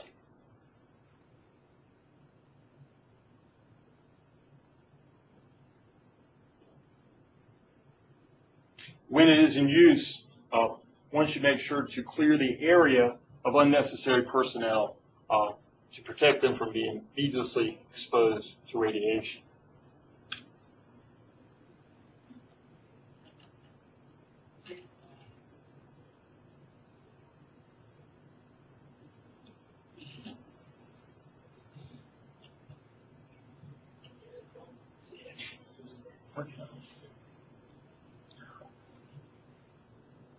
Thank you. Thank you. That's it. Emergency procedures for the portable gauge.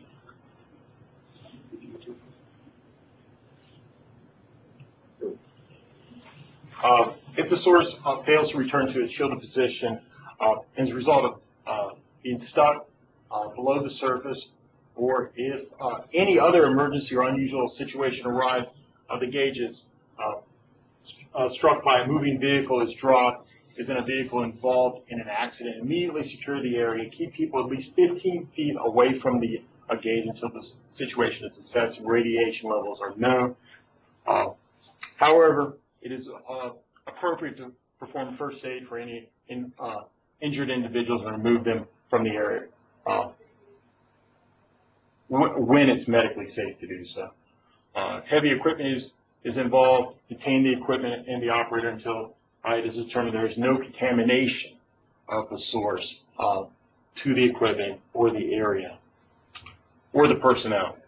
Gauge users and other potentially contaminated individuals should not leave the scene. Notify persons in the order of listed below of the situation. First, Justin, the RSO, and then Pete, Mitchum, the assistant RSO. And note their work and home or mobile numbers.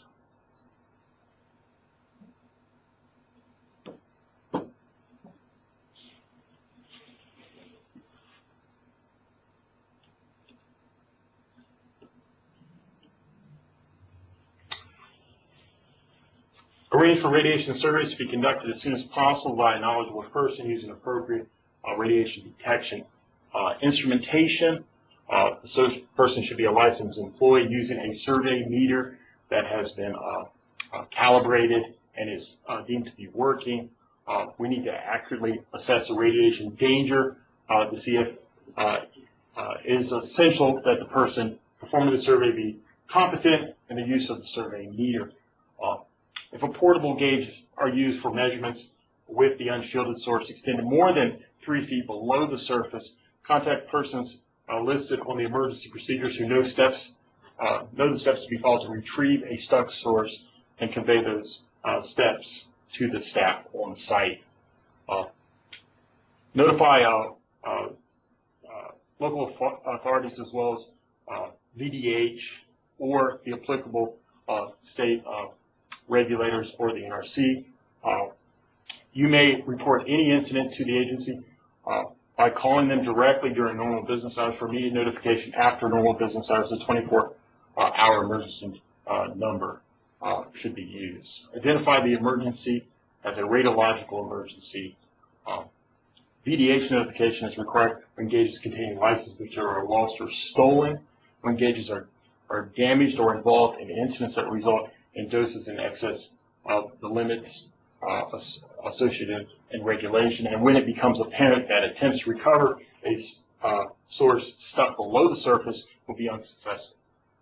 Reports to the VDH must be made within the reporting timeframes as specified by regulations. The reporting requirements can be found in the Virginia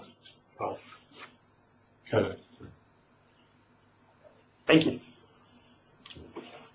That's it. I don't know how to turn it on. Yeah.